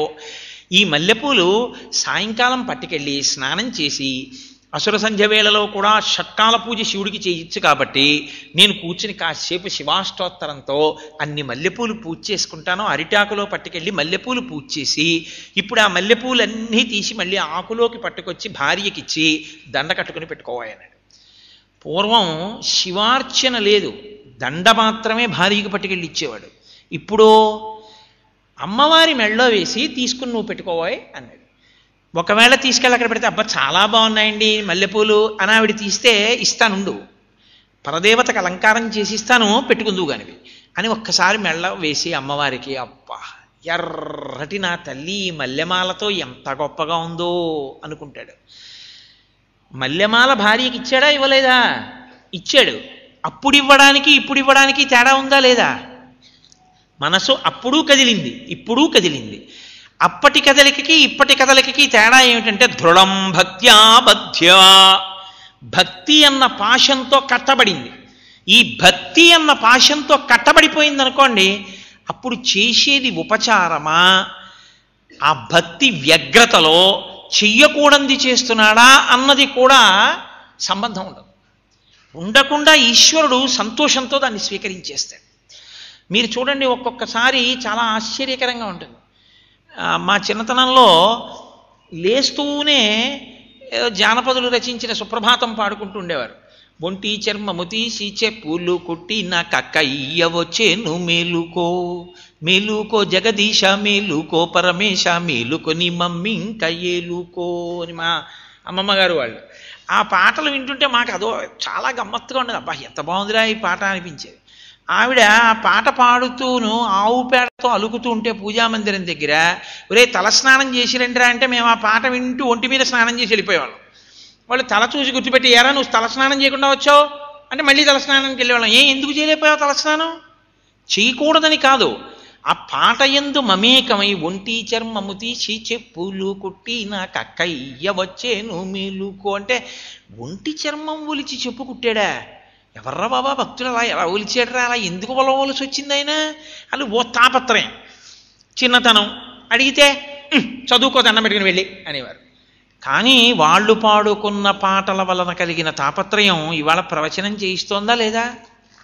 కాబట్టి ప్రచోదనం, ఆ భక్తి యందు ఒక్కొక్కసారి ఈశ్వరుని యందు మునక వేయడంలో అటువంటప్పుడు నువ్వు ఉపచారం చేస్తున్నావా అపచారం చేస్తున్నావా అన్నది కూడా ఉండదు. ఆ భక్తి నిండిన గుండెతో చేసినటువంటి ఏదైనా ఈశ్వరుడు పరమ సంతోషంతో స్వీకరిస్తాడు, ఆనందపడిపోతాడు ఆయన.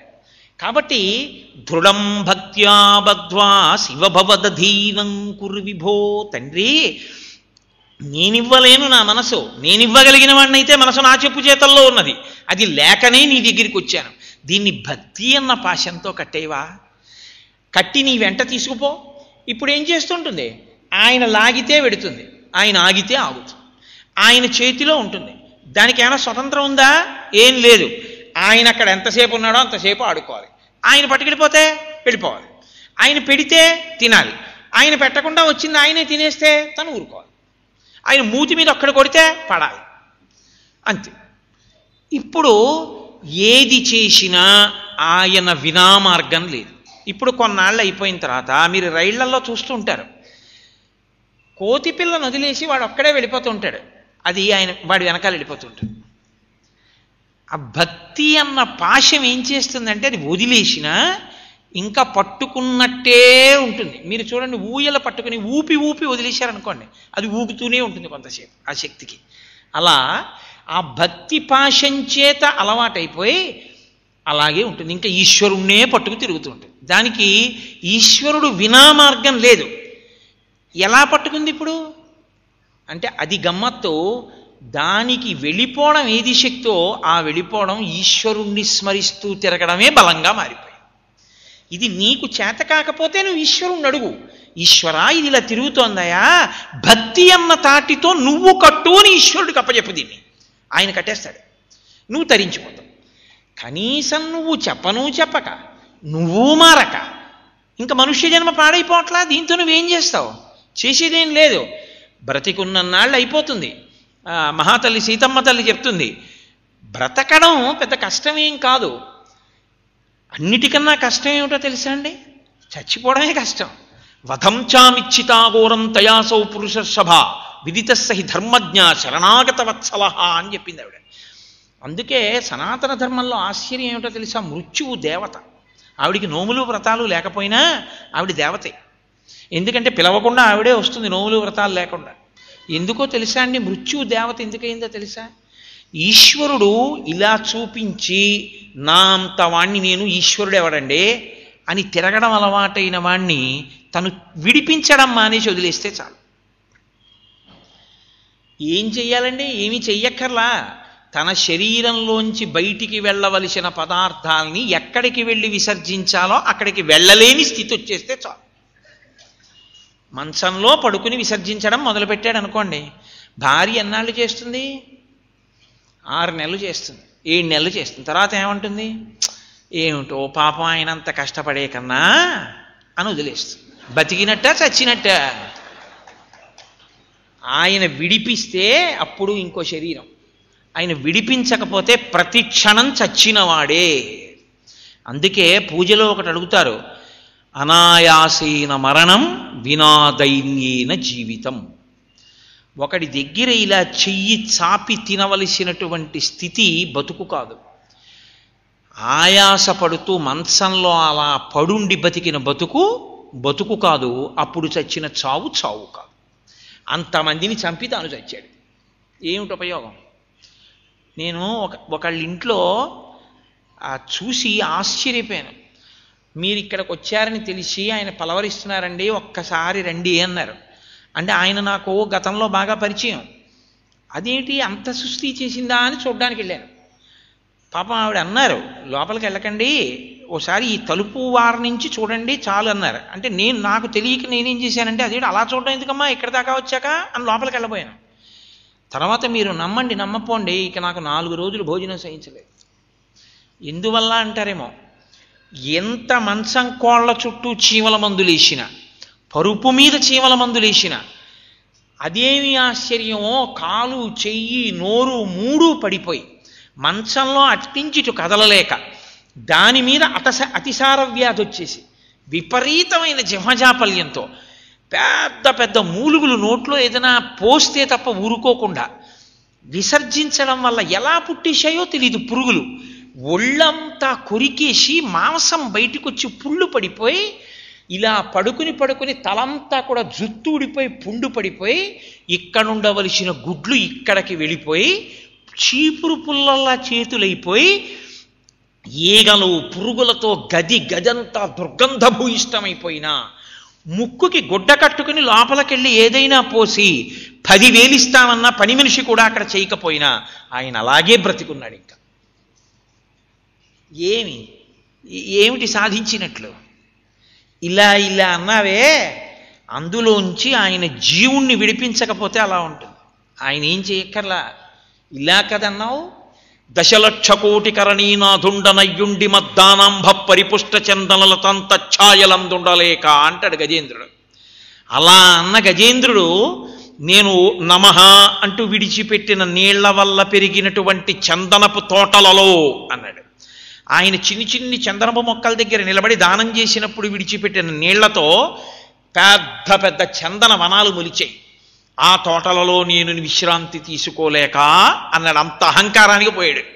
అలాంటి వాడు ఆఖరికి ఏమన్నాడు, లావుకింతయులేదు ధైర్యము విలోలంబయ్య ప్రాణంబులా ఠావుల్ తప్పెను మూర్ఛ వచ్చె తనువుండస్యన్ శ్రమంబయ్యడిన్ నీవే తప్ప ఇతప్పరం వెరుగ మందింపందగున్ దీనునిన్ రావే ఈశ్వర కావవే వరద సంరక్షింపు భద్రాత్మక శరణాగత అప్పుడు చేశాడు. అప్పుడు కూడా ఆయన తిన్నగా చేశాడేమిటి, కలడందురు దీనులయ్యడ కలడందురు పరమయోగి గణముల పాలిన్ కలడందురు అన్ని దిశలను కలడు కలండనెడు వాడు కలడోలేడో అన్నాడు. మళ్ళీ అనుమానం పెట్టుకున్నాడు. ఆఖరణ ఇంకా ఊపిరి కూడా తీయలేని స్థితిలో అప్పుడు నమ్మాడు. పోనప్పుడు నమ్మినవాడు ఏమైనా నువ్వు వచ్చి రక్షించన్నాడా? ఎంత పెద్ద షరతు పెట్టాడు. కలుగడే నా పాలి కలిమి సందేహింప కలిమిలే ములులేక కలుగువాడు నా కడ్డబడరాడి నలిన సాధువులచే బడిడి సాధువుల కడ్డుబడివాడు లీలతో నామరాలింపడే మొరగుల మొరలెరుంగుచు తన్ను మొరగువాడు అన్నాడు. పోతనగారి స్వేచ్ఛానువాదం.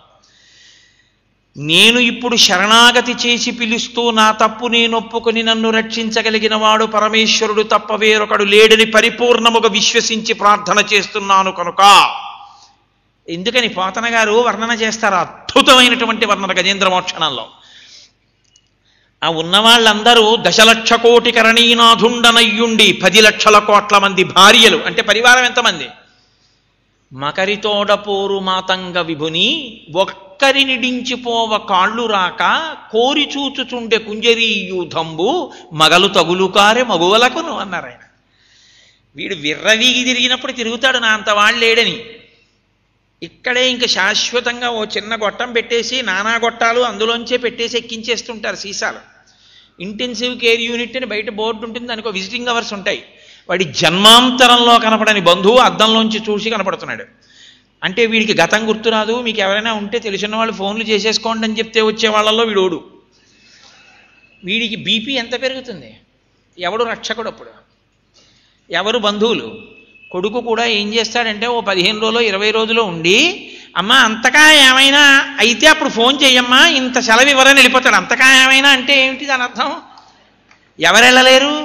పుట్టింట్లో కైలాస గౌరవం అవుతున్నా వదినా నువ్వు కూడా వచ్చి పసుపు కుంకాలు తీసుకో అన్నా ఈయన ఇలా ఉన్నారు కదా అని పక్క బల్ల మీద పడుకునేది భార్య ఒక్కతే. కాబట్టి మకరితోడపోరు మాతంగ విభుని, ఆ భారం వాళ్ళు ఏమైనా పుచ్చుకోగలరా? వాళ్ళు పుచ్చుకోలేరు. ఒక్కరినిడించిపోవ కాళ్ళు రాక, బొత్తిగా అలా మంచం మీద వదిలేసి వెళ్ళిపోలేక కోరి చూచుచుండే కుంజరీయూధంబో, భార్య అలా చూస్తుంటుంది. మగలు తగులు కారె మగువలకును. ఈ బ్రహ్మముడోటి పడింది కదూ, వాళ్ళు వెళ్ళిపోతే బాగుండదు, బొత్తిగా పేరంటానికి పెళ్లి కదని వాళ్ళు ఉంటారు అలా.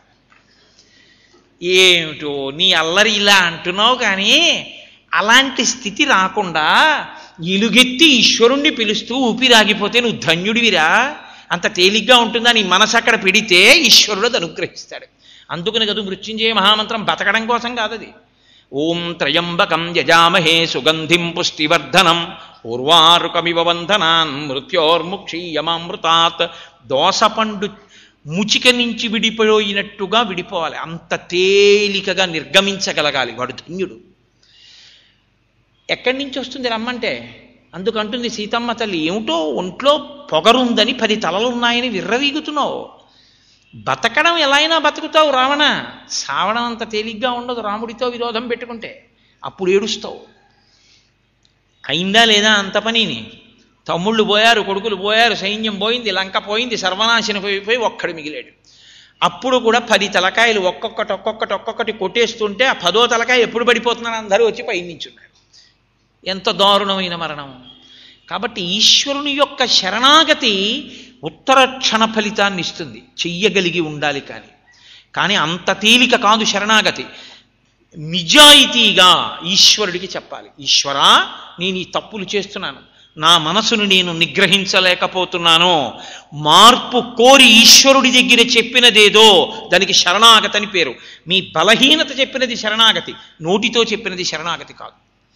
మనసులోంచి మాట్లాడాలి, మాట్లాడితే వెంటనే ఆయన మిమ్మల్ని ఆదుకుంటాడు. శరణాగతి విషయంలో గొప్పతనం ఏమిటో తెలుసా అండి? ఉత్తర క్షణంలో ఈశ్వరానుగ్రహం కలుగుతుంది. అది కూడా అలా ఇలా ఉండదు. నేను అందుకే మీతో మనవి చేసింది, ఎప్పుడైనా పూజ చేశాడా గజేంద్రుడు? ఎప్పుడూ లేదు. ప్రాణం పోయేటప్పుడు అన్నాడు, లీలతో నా మొరాలింపడే మొరగుల మొరలెరుంగుచు తన్ను మొరగువాడు. నేనిప్పుడు నా బలహీనతని చెప్పి పిలిచాను కనుక ఎక్కడ నుంచి వచ్చినా తనని తాను మరిచిపోయి రావాలి ఇప్పుడు పరమేశ్వరుడు అన్నాడు. అలాగే వచ్చాడా లేదా ఆయన? అలా వైకుంఠపురంబులో నగరిలో ఆమూల సౌధంబుదాపల మందారవనంతరమృతధర ప్రాతేందు కాంతోపలోత్పల పర్యంకరమా వినోదియగు ఆపన్న ప్రసన్నుండు విహ్వల నాగేంద్రము పాహీ పాహీయన కుయ్యాళించి సంరంభయై సిరికింజప్పడు శంఖచక్రయుగమం చేదోజి సంధింపడే పరివారంబును చేర డబ్రగపతిన్ మన్నింపడు ఆకర్ణికాంతరథమ్మిల్లము చక్కనొత్తడు వివాద ప్రోద్ధిత శ్రీ కుచోపరి చేలాంచలమైన వీడడు గజప్రాణావనోత్సాహి. ఆ రోజున పరిగెత్తుకుంటూ రాలా, ఏనుగు రక్షింపబడే వరకు మత్యభాలు పడ్డాయి. ఆఖరికి ఆ రోజున లక్ష్మీదేవి కొంగు పట్టుకుని విడిచిపెట్టకుండా పరిగెత్తుకుంటూ గజేంద్రుని ఆ గరుత్మంతుణ్ణి కూడా అధిరోహించకుండా వెళ్ళిపోతుంటే ఎన్నడూ లేని రీతిలో లక్ష్మీదేవి కాళ్ళు శ్రీ మహావిష్ణువు కాళ్ళల్లో పడిపోయి తడబడిపోతుంటే వెనకాతల వీళ్ళందరూ వచ్చి అమ్మాయి ఎక్కడికి వెళ్తున్నాడమ్మా అని అడుగుతుంటే జవాబు చెప్పలేక ఆ రోజున లక్ష్మీదేవి ఎంత తడబడిందో పోతనగారి పద్యం అలా పడింది. అడిగెదనని కడుబడిజను అడిగిన తన మగడు నుడువడనినట ఎడగున్ వెడబెడ సిడిముడి దడబడ నడుగుడు నడుగిడదు జడిమ నడుగిడు నెడలన్నని. అది పరమేశ్వరుడు శరణాగతి చేస్తే వచ్చేటటువంటి లక్షణం. ఆయన మాట నిలబెట్టడానికి తన్ని తాను మరిచిపోయి వచ్చాడు ఆకాశ మార్గాన నడిచి. చనుదించెన్ ఘనుడల్లవాడే హరి పజ్జంగంటిరే లక్ష్మి శంఖనినాదమ్మదే చక్రమల్లదే భుజంగధ్వంసయున్వాడే క్రందన నేతంచ నటంతు వేల్పులు నమో నారాయణాయేతి నిస్వనులై మృక్కిరి మింట హస్తి దురవస్థావక్రికించి క్రికిన్న నరపోతన గారు. ఆ రోజు పరివారంతో ఆకాశ మార్గంలో అలా వెళ్ళాడు మహానుభావుడు. శరణాగతి ఉత్తర క్షణ ఫలితాన్ని ఇస్తుంది. ఇంతకాలం అయిపోయింది, ఇన్ని తప్పులు చేసేశాను, ఇప్పుడు నేను ఇలా చెప్తే నన్ను ఈశ్వరుడు రక్షిస్తాడా అనుకుంటున్నావేమో, రక్షించి తీరుతాడు స్మా, నీ తప్పు నువ్వు ఒప్పుకోగలిగితే. అందుకు ఇస్తున్నారు శంకర భగవత్పాదులు ఈ శ్లోకాన్ని.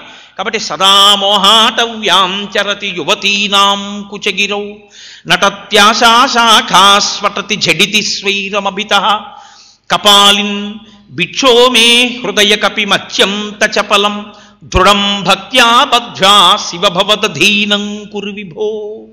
ఓ శివ, మీరే దీన్ని స్వాధీనం చేసుకోండి, నేను స్వాధీనం చెయ్యలేను, ఓడిపోయాను, అది నా మాట వింటలేదు. ఇది శరణాగతి శ్లోకం. శంకర భగవత్పాదులు శివానందలహరిలో ఇచ్చినటువంటి అమృత భాండం, అత్యద్భుత శ్లోకం. నేను మీతో అందుకే మనవి చేసింది, శివానందలహరిలో ఏ ఒక్క శ్లోకము ఇంకొక శ్లోకంలా ఉండదు. ఈ దేనికదే మనుష్య జాతిని ఉద్ధరించడానికి శంకరాచార్యులు వారు ఇచ్చిన శ్లోకాలు. అదే శంకర భగవత్పాదులు ఒక ఆశ్చర్యకరమైనటువంటి ప్రతిపాదన చేస్తారు. ఆయన అన్నారు, ఎవరి మనసు పరమేశ్వరుని యందు అంత పూనికతో, అంత నమ్మకంతో, అంత విశ్వాసంతో నిలబడిపోయిందో పరమేశ్వరుడు వాళ్ళని ఎంత అనుగ్రహిస్తాడంటే అసలు అది పూజ అని అనుమానం వచ్చేటటువంటి రీతిలో వాళ్ళ దగ్గర పూజ స్వీకరించి వాళ్ళని రక్షిస్తాడు. శంకరులు, నేను మీతో మనవి చేశాను కదండి, శివానంద లహరిలో ఒక శ్లోకంలో ఇంకో శ్లోకం ఉండదని. ఆయన ఒక చోట పరమేశ్వరుడితో మాట్లాడారు. మాట్లాడడం శంకరాచార్యుల వారికి పెద్ద విషయం ఏం కాదు. ఆయన పరమేశ్వరుణ్ణి దర్శనం చేసిన వారు.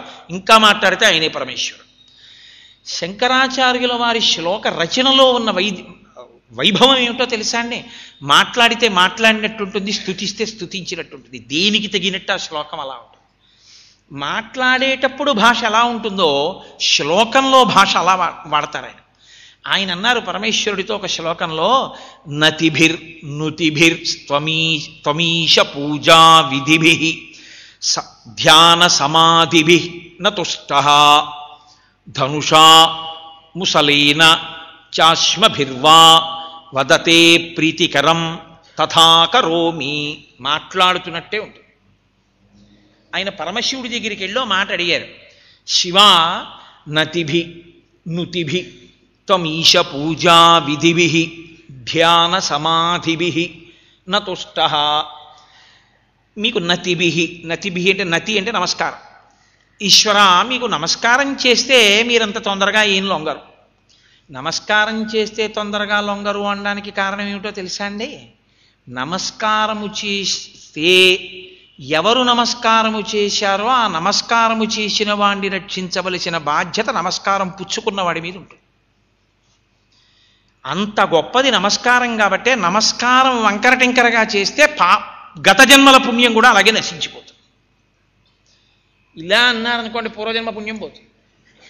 నమస్కారం అంటే కేవలం నమస్కారం అనుకోకండి. నమస్కారం అనేక విధాలుగా ఉంటుంది. ఇలా చేసేది ఒక నమస్కారం, వంగి. చేతులు ఇలా పెట్టకూడదు. చేతులు కిందకి పెట్టి నీ తల ఇలా వంచాలి. 5 జ్ఞానేంద్రియములు, 5 కర్మేంద్రియములు, అధిష్టానమైన బుద్ధి 11 మీ పాదముల దగ్గర పెడుతున్నాను అని చెప్పడం, అదొక నమస్కారం. అభివాదం అని ఒకటి ఉంటుంది. కుడి చెయ్యి పైకి ఉండాలి. కుడి చెయ్యి పైకుండి ఎడం చెయ్యి కిందకుండి 2 చెవులు పట్టుకుని చతుస్సాగర పర్యంతంగో బ్రాహ్మణేభ్య శుభం భవతు ఆత్రేయస అర్చనానస సామాశ్వా త్రయారుషేయ ప్రవరాన్విత ఆత్రేయశగోత్ర ఆపస్తంభసూత్ర యజుశాఖాధ్యాయీ కోటేశ్వర శర్మ అహంభో అభివాదయే. అభివాదము అంటే ముందు తనని పరిచయం చేసుకుని తర్వాత చెవులు మించి చేతులు తీసి నమస్కారం చేస్తాడు. పరిచయంతో కూడిన నమస్కారం అయితే అభివాదము అంటారు. పెద్దల దగ్గర అలా పరిచయం చేసుకోవాలి. మూడవది ఉంటుంది ప్రణిపాతము అంటారు. ప్రణిపాతము అంటే ఓ బంగారు కర్రని విడిచిపెట్టేస్తే నేల మీద ఎలా పడిపోతుందో అలా మహాత్ములను చూసినప్పుడు భంగిమ లేకుండా నేల మీద పడిపోతారు. అలా నేల మీద పడిపోతే దాన్ని ప్రణిపాతము అంటారు. ఇంకొక నమస్కారం ఉంటుంది, దాన్ని సాష్టాంగము అంటారు, యథావిధి. అది నుదురు, ముక్కు, గడ్డం తగల్చి, తర్వాత మగవాళ్ళైతే శరీరంలో ఉండేటటువంటి అంగములు ఏవేవి భూమికి తగలాలో అవన్నీ భూమికి తగిలేటట్టుగా నేల మీద పడి 2 చెవులు అటు ఇటు తగల్చి భూమికి తగిలేటట్టుగా 2 చేతులు వెనక్కి పెట్టి కాలు ఒకదాని మీద ఒకటి వేస్తూ చేసే నమస్కారం. స్త్రీకి ఈ జాతి గొప్ప గౌరవాన్ని ఇచ్చింది. ఆడది లేనినాడు సృష్టి లేదు, స్థితి లేదు, అసలు ఈ లోకం నిలబడదు. ఆమె ఉంది కాబట్టే సృష్టి, ఆమె ఉంది కాబట్టే స్థితి. అందుకే స్త్రీ యొక్క ఏ 2 అవయవములు సృష్టికి స్థితికి కారణములో ఆ 2 భూమికి తగలకూడదు నమస్కారం చేస్తే.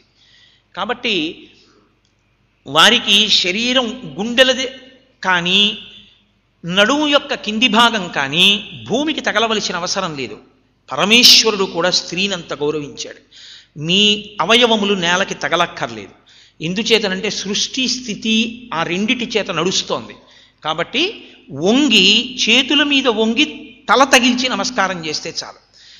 ఎక్కడ ఎలా నమస్కారం చెయ్యాలో తెలిసి ఉండాలి. అంత చేయడానికి పురుషుడికి అవకాశం లేకపోతే అప్పుడు స్త్రీలా పురుషుడు నమస్కారం చేయొచ్చు. ఒక్కొక్క చోట ఒక్కొక్క నమస్కారం, ఒక్కొక్క చోట నమస్కారాన్ని తాను పుచ్చుకోకూడదు. నమస్కారాన్ని చూడండి, ఆ అడ్రస్ ఆయన అక్కడ లేకపోతే రీడైరెక్టెడ్ అంటారు, అలా పంపించేయాలి. కొంతమంది తమ పుచ్చుకోకూడదు నమస్కారాన్ని. సన్యాసి ఉన్నారనుకోండి, సన్యాసి తాను పుచ్చుకోరు, నారాయణ నారాయణ నారాయణ అంటారు, ఆయనకి పంపించేస్తారు, నారాయణుడు రక్షిస్తాడు తప్ప తన మీద వేసుకోడు. లౌకికమైన కోరికలకి రక్షించడం అన్నది తన మీద వేసుకుంటే మళ్ళీ అదో పెద్ద సంసారం అయి కూర్చుంటాడు. నమస్కారం పుచ్చుకోవడం ఎలాగో చెయ్యాలి, తెలియాలి. నమస్కారం చెయ్యడం ఎలాగో తెలియాలి. ఈ రెండూ తెలియలేదనుకోండి, ఒక్కనాటికి నమస్కారానికి ప్రయోజనం ఉండదు. నమస్కారం చేసేటప్పుడు ఎందుకు చేస్తున్నారో మీకు తెలిసి ఉండాలి. ఇది ఇలా నేను ఎందుకు చేస్తున్నానని నమస్కారం గురించి మీకు బాగా తెలిసి ఉండి నమస్కారం చేయాలి. తల్లిదండ్రులకి నమస్కారం చేస్తే ఒకలా చెయ్యాలి, ఈశ్వరుడి దగ్గర చేస్తే ఒకలా చెయ్యాలి, సన్యాసులకి పీఠాధిపతులకి చేస్తే ఒకలా చెయ్యాలి తప్ప అందరికీ ఒకలా నమస్కారం ఎప్పుడూ చేయకూడదు. కాంచీ క్షేత్రంలోకి వెళ్ళారనుకోండి, కామాక్షి దేవాలయంలోకి, ఒక్క ధ్వజస్తంభం దగ్గర తప్ప సాష్టాంగ నమస్కారం ఎక్కడా చేయకూడదు. ఒక్కొక్క చోట ఒక్కొక్క నియమం ఉంటుంది. నమస్కారం గురించి తెలిసి మీరు నమస్కారం చెయ్యాలి. అసలు నమస్కారం గురించి తెలియకుండా చేసిన నమస్కారం ఫలితం ఎలా ఇస్తుంది? ఈశ్వర నువ్వంటే ఈశాన సర్వ విద్యానాం ఈశ్వర సర్వభూతానాం బ్రహ్మాధిపతి బ్రహ్మణోధిపతి బ్రహ్మ శివోమే అస్తు సదాశివోం. నాకేం తెలిసిన నమస్కారం చేయనలా? నాకేం తెలిసిన నీ దగ్గరికి వచ్చి నమస్కారం చేయగలను? పైగా ఎదురుగుండా కనపడేవాడికైతే ఇలా నమస్కారం. సాధారణంగా ఇలా ఎదురుగుండా నిలబడి నమస్కారం చేస్తారు. ఈశ్వరుడికి ఒక పక్కకి నిలబడి నమస్కారం చేయాలి. ఎదురుగుండా నిలబడి ఎప్పుడూ నమస్కారం చేయకూడదు. అసలు పూజే లేదు ఎదురుగుండా కూర్చొని. ఓ పక్కకి నిలబడి నమస్కారం చేద్దామని మీరు అనుకున్నారనుకోండి, ఆయన పక్కన నిలబడ్డానికి ఆయన లేని చోటేది. అవ్వయార్ పూజ చేస్తోంది గణపతికి. చేరరాజు సుందరమూర్తి వచ్చారు. మేము కైలాసానికి వెడుతున్నాం, దివ్యమైన అశ్వాల మీద నువ్వు వచ్చేస్తావా, పెద్దదానివి కదా తీసుకెడతా ఉన్నారు. ఆవిడంది పూజ గబగబా చేసి నేను రాను, నేను మెల్లిగా పూజ చేసుకుని వస్తాను, ఉంటారా అని. మాకు పనుంది, మేము వెళ్ళిపోతున్నాం, ముసిల్దానా నువ్వు తర్వాత రా అన్నారు. నన్ను గణపతి తీసుకెళ్తాడులే, మీరు పొండింది ఆవిడ. ఆవిడ ప్రశాంతంగా పూజ చేసి చూసింది. ఉన్నారేమో సుందరరాజును చేరరాజు సుందర నాయనారని, వాళ్ళిద్దరు లేరు. సుందరమూర్తి చేరరాజు వెళ్ళిపోయారు కైలాసానికి. ఆవిడంది వినాయకుడితోటి, వాళ్ళిద్దరూ వెళ్ళిపోయారు, నిన్ను నమ్ముకుని ఉండిపోయాను, మరి నేను ఎలాగ కైలాసానికి వెళ్ళాను? నీకెందుకు అవయారు బెంగలేదు లేని. ఆయన ఏం చేశాడంటే తొండంతో పట్టుకుని ఇలా అన్నాడు. అంటే ఆవిడ తిన్నగా వెళ్ళి కైలాసంలో పరమేశ్వరుడు యొక్క పాదాల దగ్గర కూర్చుంది. ఇంకా రాలేదు అప్పటికి సుందరమూర్తి చేరరాజు. వినాయకుడు ఆవిడ్ని తీసుకెళ్ళి అలా పెట్టడంలో ఆవిడ ఆయనకి పృష్ఠభాగం పెట్టి కూర్చుంటే గబగబా పార్వతీదేవి చెలికెత్తెలు వచ్చి అన్నారు, అలా పరమశివుడి వైపు పృష్ఠభాగం పెట్టకూడదు, ఇంకొక వైపుకి తిరుగు అన్నారు. ఆవిడంది పరమశివుడు లేని వైపు మీరే తిప్పండి అంటే వాళ్ళు ఇంకో వైపు తిప్పారు. అక్కడ ఓ శివలింగం వచ్చింది. ఇంకో వైపు తిప్పారు, అటు పరమేశ్వరుడు తిరిగాడు. ఇప్పుడు ఆయన అన్నాడు, ఆవిడ్ని తిప్పుతున్నారా నన్ను గిరగిరా తిప్పుతున్నారా అని. ఆవిడ భక్తి అటువంటిది. ఆ భక్తి కలిగిన వాళ్ళ నమస్కారం వేరుగా ఉంటుంది. భక్తి లేని వాడు అలాగని ఎటు తిరగక్కర్లేరండి, నేను పృష్ఠభాగం పెట్టి కూర్చుంటానంటే మనం అనకూడదు. ఇగో నిన్న మార్గావర్తిత పాదుకాపశపతే రంగస్య కూర్చాయేతే ఇలా ఉంటుంది. కాబట్టి నతిభిహి నేనేం నమస్కారం చేస్తాను నీకు? పైగా ఓ పక్కకి నించోడానికి నువ్వెక్కడున్నావని నేను నీకు పక్కకి నించోను. ఆపాతాళ నభస్థలంత భవన బ్రహ్మాండమా విస్ఫుర జ్యోతిస్ఫాటికలింగమౌడి విలసత్పూర్ణేందువంతామృతై అస్తోకప్లుతమేకమీశమనిశం రుద్రాను వాకాంజపన్ ధ్యాయే దీప్సిత చిద్దయే ధ్రువపదం విప్రోభిషించేచ్చివం బ్రహ్మాండ వ్యాప్త దేహాభచిత హిమరుచాభా సమానాభుజంగై కంఠే కాళాహ కపర్దాహ కలిత శశికలశ్చండ కోదండాస్తా. నీకు నేను ఎలా నమస్కారం చేస్తానయ్యా? సువర్ణముఖీ నదిలో స్నానం చేసి దూర్జటి బయటికి వస్తున్నాడు. శివలింగం లోకమంతా శివలింగంగా ఉంటుందనుకున్నారే అన్నాడు. అంతే దర్శనమిచ్చాడు శివుడు. ఉదయగ్రామము పానవట్టము అభిషేకో తత్ప్రవాహంబు వార్ధి ధరిధ్వంతము ధూపధూమము జలద్దీప ప్రభారాశి కౌముది తారానివహంబులద్భుత సుమంబులుగా తమోదూత సఖ్యదమై సీత గభస్తి బింబ శివలింగం బొప్పి ప్రాచీదిశం.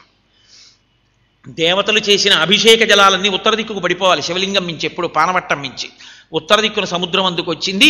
పరమేశ్వర, ఈ ప్రపంచమంతా ఓ శివలింగం అయితే వాళ్ళు చేసిన అభిషేక జలాలు ఉత్తర దిక్కున సముద్రమై పడున్నాయి. అదిగో ఆ నక్షత్రాలన్నీ వాళ్ళు వేసినటువంటి పువ్వులు. ఇదిగో ఈ మనసంతా దేవతలు నీ శివలింగానికి పెట్టినటువంటి పొగ.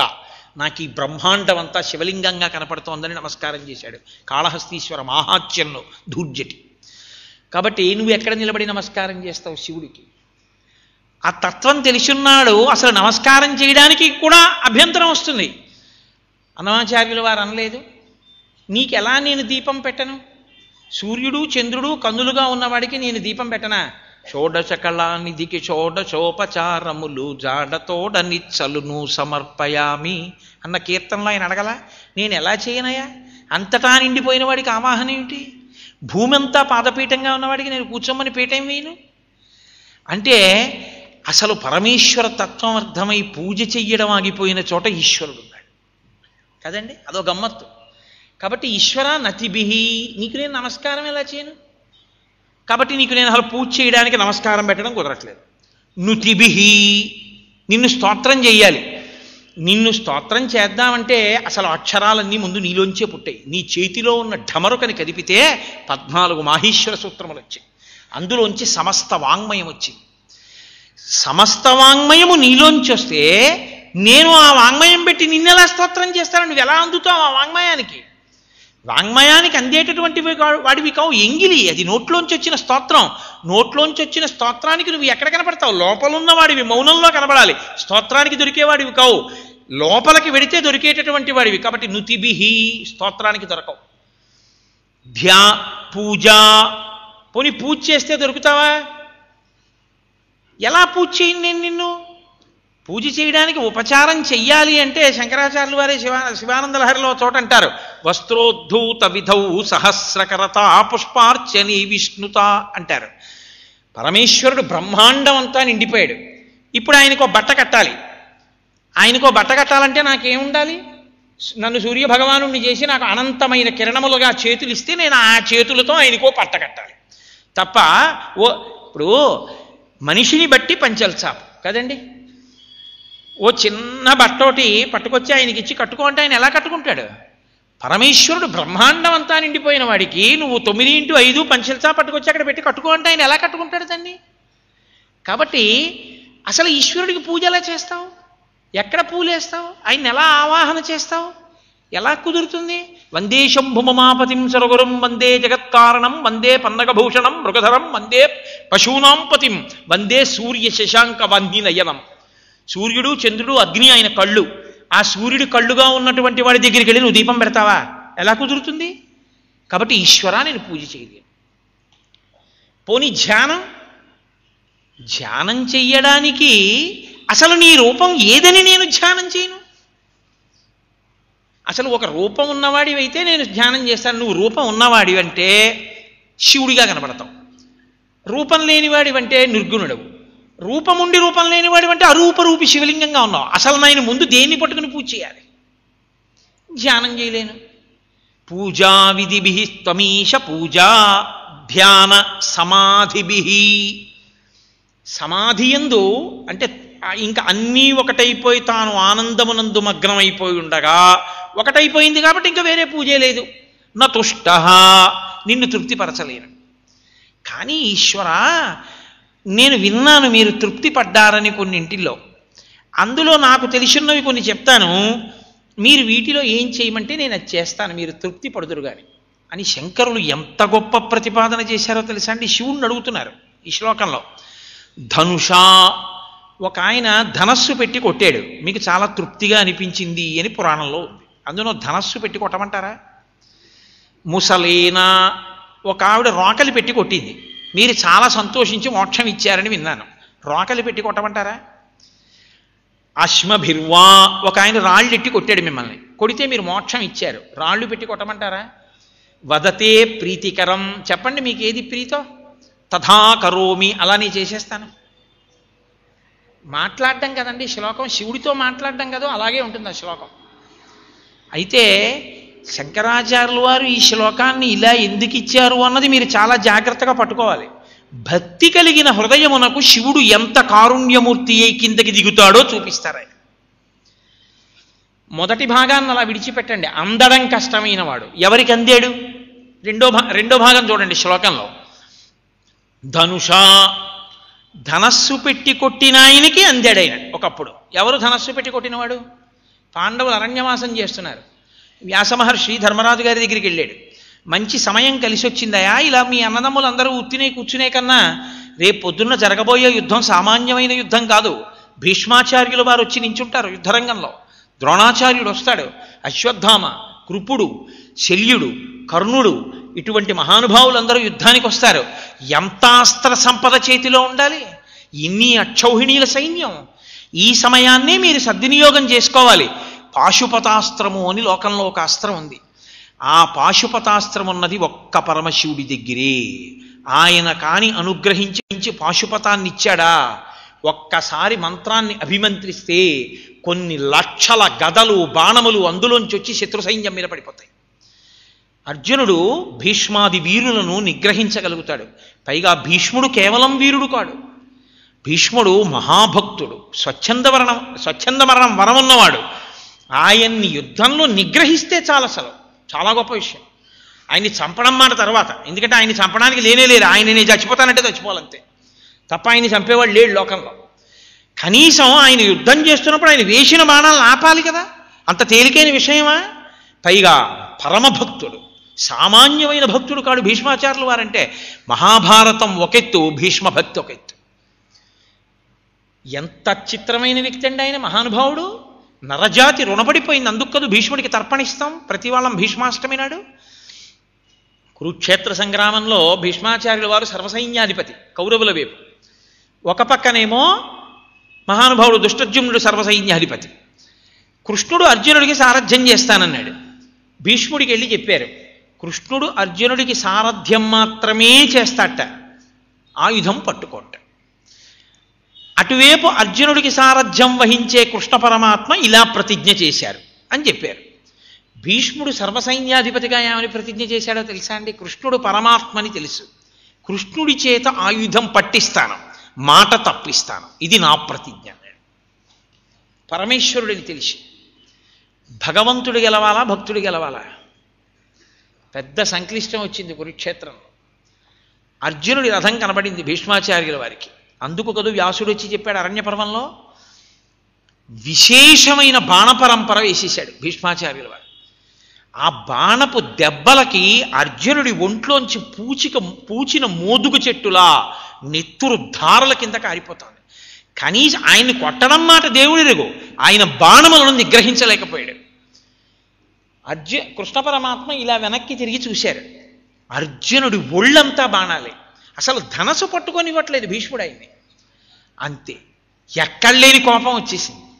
మహానుభావుడు ఏమి రచన చేశారో!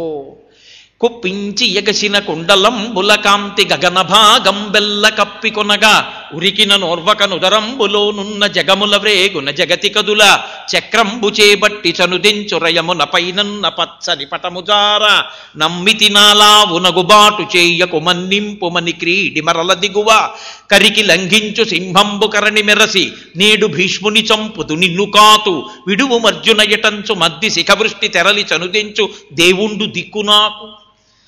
ఆనాడు నన్ను నమ్ముకుని నేను సారథ్యం చేస్తున్నాను, ఇబ్బంది లేదనుకుని యుద్ధానికి వచ్చినటువంటి నా కింకరుడైన అర్జునుణ్ణి ఇన్ని బాణాలు పెట్టి కొట్టేస్తావా?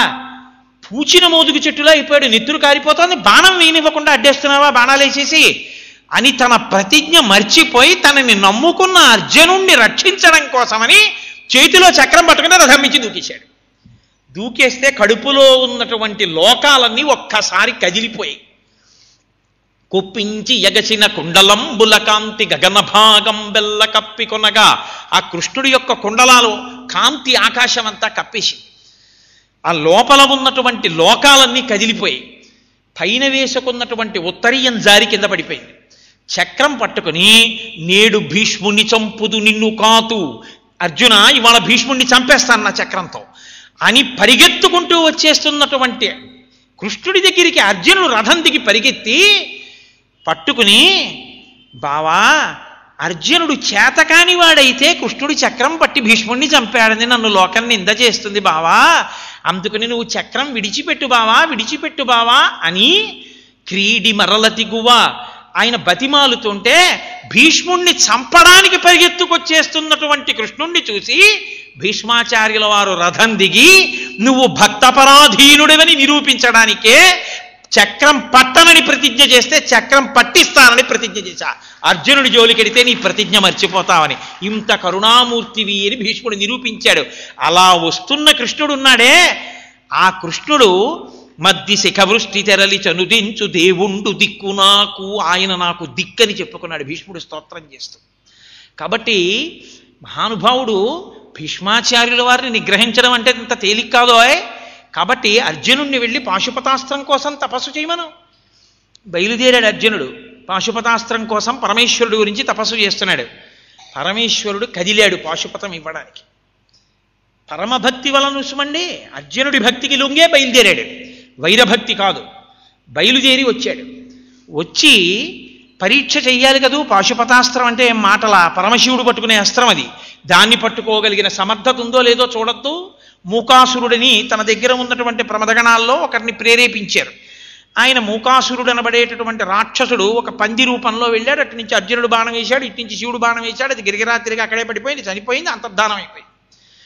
ఒకడు కొట్టినటువంటి దాన్ని రెండోవాడు కొట్టకూడదు, నీకు తెలియదా నేను కొట్టినప్పుడు నువ్వు ఎందుకు కొట్టావన్నాడు శివుడు. నువ్వు కొట్టడం ఏమిటయా, అది నా మీద వచ్చి పడిపోతుంటే నేను కొట్టాను, నేను కొడుతున్న దాన్ని నువ్వు ఎందుకు కొట్టావు, నీ తప్పు అన్నాడు అర్జునుడు. మాట పెరిగింది. అక్షయబాణ తూణీరాలు గాంధీవం ఉన్నాయి కదండి. ఆ వెంటనే ఆ బాణాలన్నీ తీసి పరమశివుడి మీదకి విడిచిపెట్టాడు. అన్ని బాణాలు తనలోకి పుచ్చేసుకున్నాడు. ఆయన మీద ఆ బాణాలు పనిచేసేది. ఆఖరికి ఆయనకి ఎక్కడలేని కోపం వచ్చి అక్షయమాణ తూణీరములు కూడా ఖాళీ అయిపోయాయి. ఇదెక్కడి ప్రారంధమని ఆ గాంధీవం తీసి ఒక్క దెబ్బ కోసం కొట్టడం కోసం పరిగెత్తుకెళ్ళి గాంధీవాన్ని తిప్పి ఆయన జటాజూటం మీద కొట్టాడు. గాంధీవం అంతర్ధానం అయిపోయింది. అసలు గాంధీవం లేకపోతే అర్జునుడు బతకలేడు. ఆయనకి అంత ఇష్టం. స్వర్గారోహణ పర్వంలో కూడా గాంధీవం పట్టుకుని ఎడతాడు. కాబట్టి ఇప్పుడు ఆ గాంధీవం కనపడలేదు. ఎక్కడలేని కోపం వచ్చి పరమశివుడి మీద కలియబడ్డాడు. ఆయన బోయవాడి రూపంలో ఉన్నాడు. ఇద్దరు యుద్ధం చేస్తున్నారు. కోదండంబుల నిట్టులుండరు జటాకోటీరముల్ కుక్షివక్షోదేశంబుల నంసభాగముల సక్రోధంబునన్ వేయుచున్ రోదోంతంబుల నట్టహాసముల నార్పుల్ పిక్కటిల్లంగా బాహాదర్పంబున మల్ల సంగరము చేయించొచ్చిరి రుద్రార్జనులు అంటారు కిరాతార్జునీయంలో. ఆయన ఈయన్ని ధనస్సు పెట్టి కొట్టాడు, ఆయన ఈయన్ని ధనస్సు పెట్టి కొట్టాడు. గాంధీవం అంతర్ధానం అయిపోయింది. మల్ల యుద్ధం మొదలు పెట్టారు. ఒకళ్ళ మీద ఒకళ్ళు పడుతున్నారు, కుస్తీ పడుతున్నారు. పరమశివుని యొక్క గొప్ప దివ్యమైన దేహాన్ని కౌగిలించుకుంటున్నాడు, మీద పడేసుకుంటున్నాడు, కింద పడేసుకుంటున్నాడు, కాళ్ళతో తంతున్నాడు, గుద్దుతున్నాడు. ఆయన శరీరం ఈయన శరీరానికి తగులుతోంది.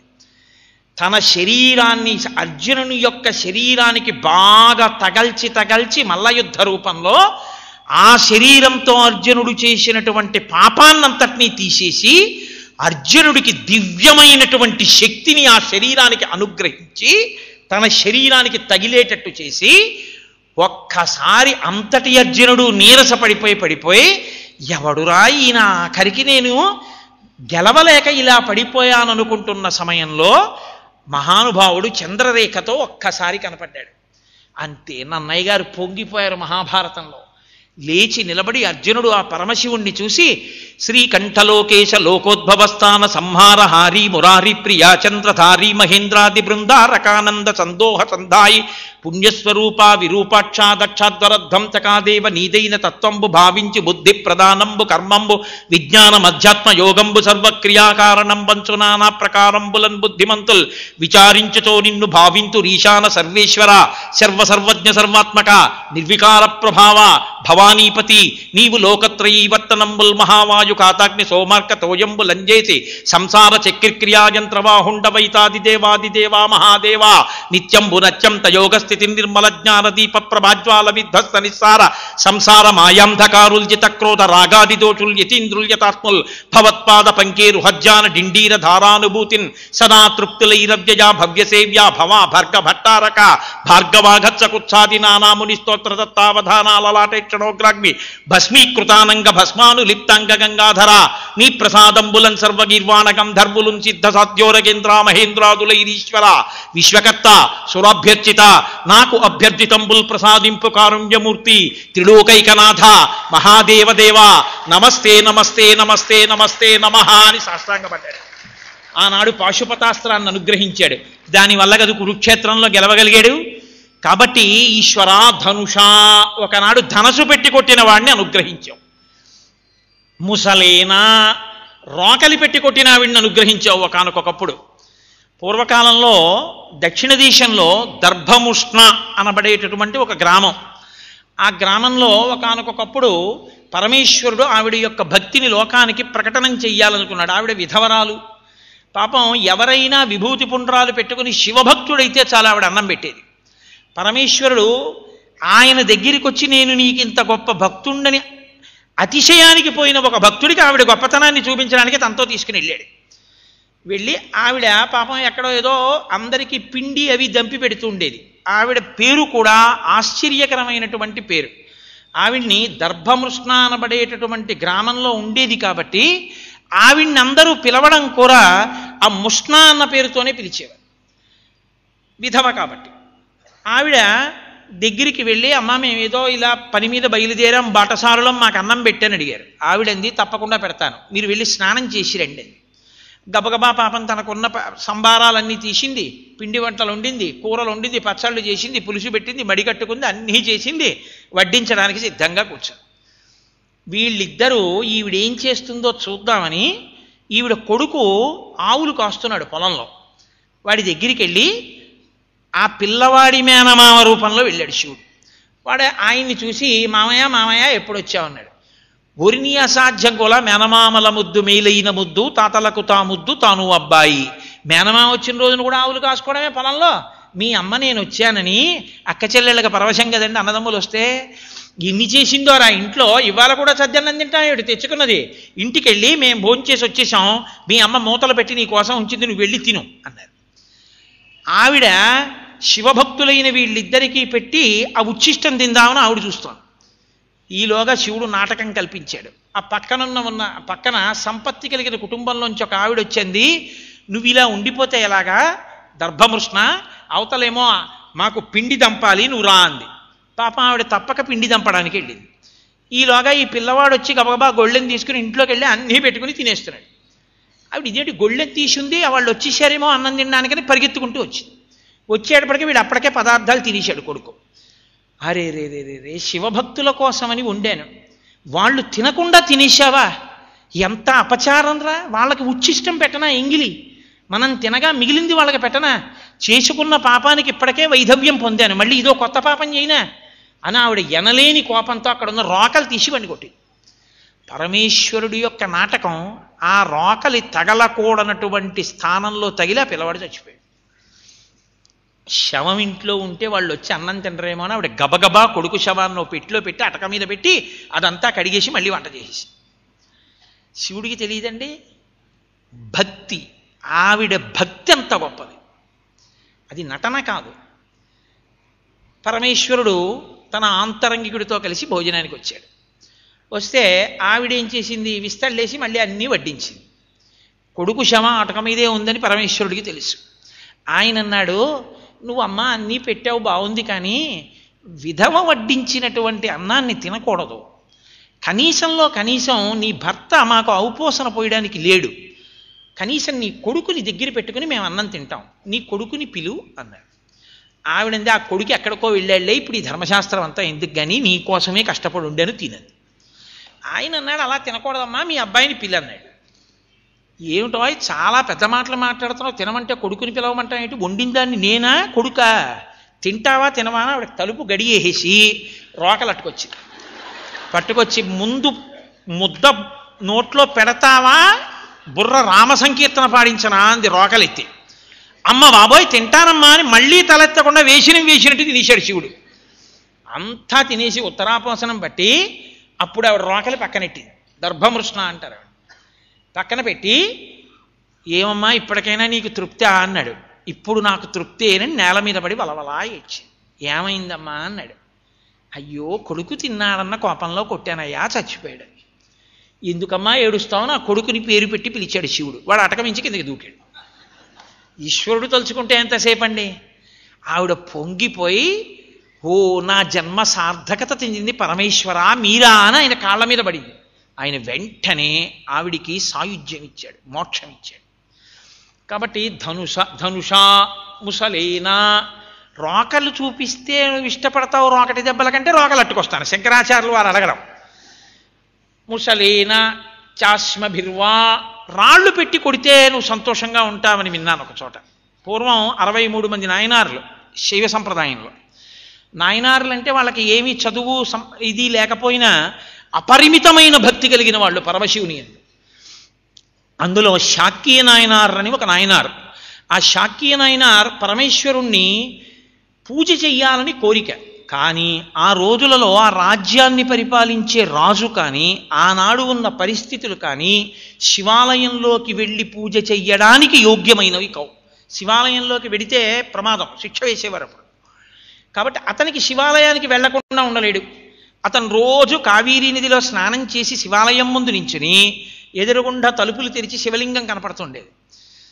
పైకి పళ్ళు పటపట కొరికి కోపంతో శివుణ్ణి కొడుతున్నట్టుగా రాళ్ళు తీసి చేతిలో రాయెట్టుకుని ఈశ్వరా ఇవి మల్లెపూల చెండు అనుకోండని మనసులో సంకల్పం చేసి ఓం నిధనపతయే నమః అని లోపలనుకుని మొహం ఇలా పెట్టి పళ్ళు పటపట కొరుకుతున్నట్టుగా రాయి విసిరేవాడు. ఆ రాళ్ళు వెళ్ళి శివలింగానికి తగులుతుండేవి. లోకమంతా ఏమనుకునేవారంటే వీడు భలే శివాలయంలో శివలింగాన్ని కొడతాడరా, వీడు పాపం శివభక్తి ఉన్నవాడు కాదని రాజు ఆ ఊళ్ళో ఉన్నవాళ్ళు ఆనాడున్న పరిస్థితులు అవి. ఇప్పుడు అవి నేను సభాముఖంగా వివరించడం బాగుండదు. కాబట్టి వాళ్ళందరూ ఈయన్ని ఏమీ చేయకుండా ఊరుకున్నారు. ఈయన మాత్రం ఆంతరమునందు రాళ్లతో పూలుగా మార్చి ఈశ్వరుణ్ణి పూజ చేసేవాడు. పరమేశ్వరుడు దాన్ని పూలగా స్వీకరించేవాడు. ఒకనాడు పెద్ద వర్షం. ఆ వర్షంలోనే ఆయన కావేరీ నది స్నానం చేసి శివార్చన చేయకుండా అన్నం తినకూడదని ఆ శివాలయం దగ్గరికి వచ్చి ఒక్కొక్క రాయి తీసి వానలో తడిసిపోతూ కళ్ళంబట నీరు కార్చి ఏడుస్తూ నా జన్మలో ఎప్పుడైనా నీ దగ్గర కూర్చుని శాస్త్రీయంగా పూజ చేస్తానా శివా, ఇలా రాళ్లతో పూజ చేస్తేనే నా బతుకెళ్ళిపోతుందా అని ఏడుస్తూ ఒక్కొక్క రాయి విసురుతున్నాడు. తిడుతున్నట్లుగా నటిస్తూ ఏడుస్తూ భక్తితో ఆయన నామం చెప్పి విసురుతున్నాడు. లోపల నామం, పైకి కోపంగా ఉన్నట్టు. అతని ఆర్తి ఈశ్వరుడు అర్థం చేసుకున్నాడు. ఒక్కసారి పార్వతీ సహితుడై చంద్రకళాధరుడై దర్శనమిచ్చి ఆ శాక్య నాయనారిని తనలో కలిపేసుకున్నాడు. తర్వాత శివాలయం వైభవంలోకి వచ్చింది, శివ పూజలు జరిగాయన్నది వేరు వృత్తాంతం. కాబట్టి రాళ్లతో పూజ చేసినటువంటి వాడి యొక్క పూజ స్వీకరించి మోక్షం ఇచ్చావు, రోకలి పట్టుకున్నావిడికి మోక్షం ఇచ్చావు, ధనసు పెట్టి కొట్టినావిడికి మోక్షం ఇచ్చావు. నతిభిహి నమస్కారం చేద్దామంటే తెలియట్లేదు, నుతిభిహి స్తోత్రం చేద్దామంటే తెలియలేదు. తమీష పూజా విధిభిహి ఎలా పూజ చేద్దామో తెలియట్లేదు. ధ్యాన సమాధిభిహి నతుష్ట ధ్యానము సమాధిలోకి వెడదామంటే నువ్వు తృప్తి చెందేవాడివి కావంటున్నారు. ధనుషా ముసలేన చాస్మభిర్వా వదతే ప్రీతికరం తథా కరోమి. ఇందులో ఏది నీకు ఇష్టమో చెప్పు, నేను కూడా ఈ మూడింటిలో నీకు ఏది ఇష్టమో చెప్తే అది చేసేసి నీలోకి వచ్చేస్తాను. ధనస్సుతో కొడితే ఇష్టమా చెప్పు, ధనస్సుతో కొట్టేస్తాను. రోకలతో కొడితే ఇష్టమా చెప్పు, రోకలతో కొట్టేస్తాను. రాళ్లతో కొడితే ఇష్టమా చెప్పు, రాళ్లతో కొట్టేస్తాను. అంటే శంకరాచార్యులు వారు నిజంగా ఏదో వైరభక్తిని ప్రతిపాదించారనో లేకపోతే అలా కొట్టడం ఆయన ఇష్టపడ్డారనో మీరు అనుకుంటున్నారా? అది కాదు. శంకరుల ఉద్దేశ్యం ఏమిటంటే మనసు పరమేశ్వరుని యందే పెట్టి అపరిమిత భక్తి కలిగిన వాడైతే, అపరిమిత భక్తి కలిగినటువంటి వాడు పైకి ఉపచారము చేసినట్టుగా కనపడకపోయినా దాన్ని ఈశ్వరుడు ఉపచారముగా తీసుకుని అసలు ఇంత ఫలితం ఇస్తాడని చెప్పడానికి వీలు లేనంత ఫలితాన్ని ఇస్తాడు. రాళ్ళు విసరడంలో వైరభక్తి ఉందా, రాళ్ళు విసరడంలో భక్తి ఉందా? అర్జునుడు కలియబడ్డంలో ధనస్సు పెట్టి కొట్టడంలో పరమశివుడని తెలిసి వైరభక్తితో కొట్టాడా, లేకపోతే పరమశివుడని తెలియక తన క్షాత్రధర్మంతో యుద్ధం చేయడానికి సిద్ధపడ్డాడా? లేకపోతే ఆవిడ ఆ విధవ రోకలి పెట్టి కొడతాను అండంలో పరమశివుని యందు భక్తితో కొట్టబోయిందా, లేకపోతే భక్తి లేకుండా వైరంతో కొట్టబోయిందా? వైరభక్తితో చేసిన శ్లోకం కాదు. శంకర భగవత్పాదులు వైరభక్తిని ప్రతిపాదన చెయ్యరు. శంకరులు చేసింది శుద్ధ సత్వభక్తి. అది కేవలముగా గుండె నిండా భక్తి నిండిపోయినటువంటి వాడు ఏం చేసినా ఈశ్వరుడు స్వీకరిస్తాడు. భక్తి లేకుండా నువ్వు ఎన్ని వంకర నమస్కారాలు చేసినా అది శరీర భంగిమవుతుందేమో కానీ అది మాత్రము నమస్కారము కాదు. నువ్వు పూజ చేస్తున్నాను అని నువ్వు ఎన్ని పట్టుకొచ్చి అక్కడ పెట్టినా అవన్నీ ఈశ్వర సృష్టిలోవే. ఒకానొకప్పుడు రమణ మహర్షి దగ్గరికి వెళ్ళి ఒక ఆవిడ అడిగింది, అయ్యా నేను 1,00,000 బిల్వార్చన చేద్దాం అనుకున్నాను, 500 బిల్వాలు తక్కువ అయ్యాయి, ఏం చేయమంటారని అడిగింది. రమణ మహర్షి అన్నారు, 500 మాటలు నీ ఒళ్ళు గిల్లుకో అన్నారు.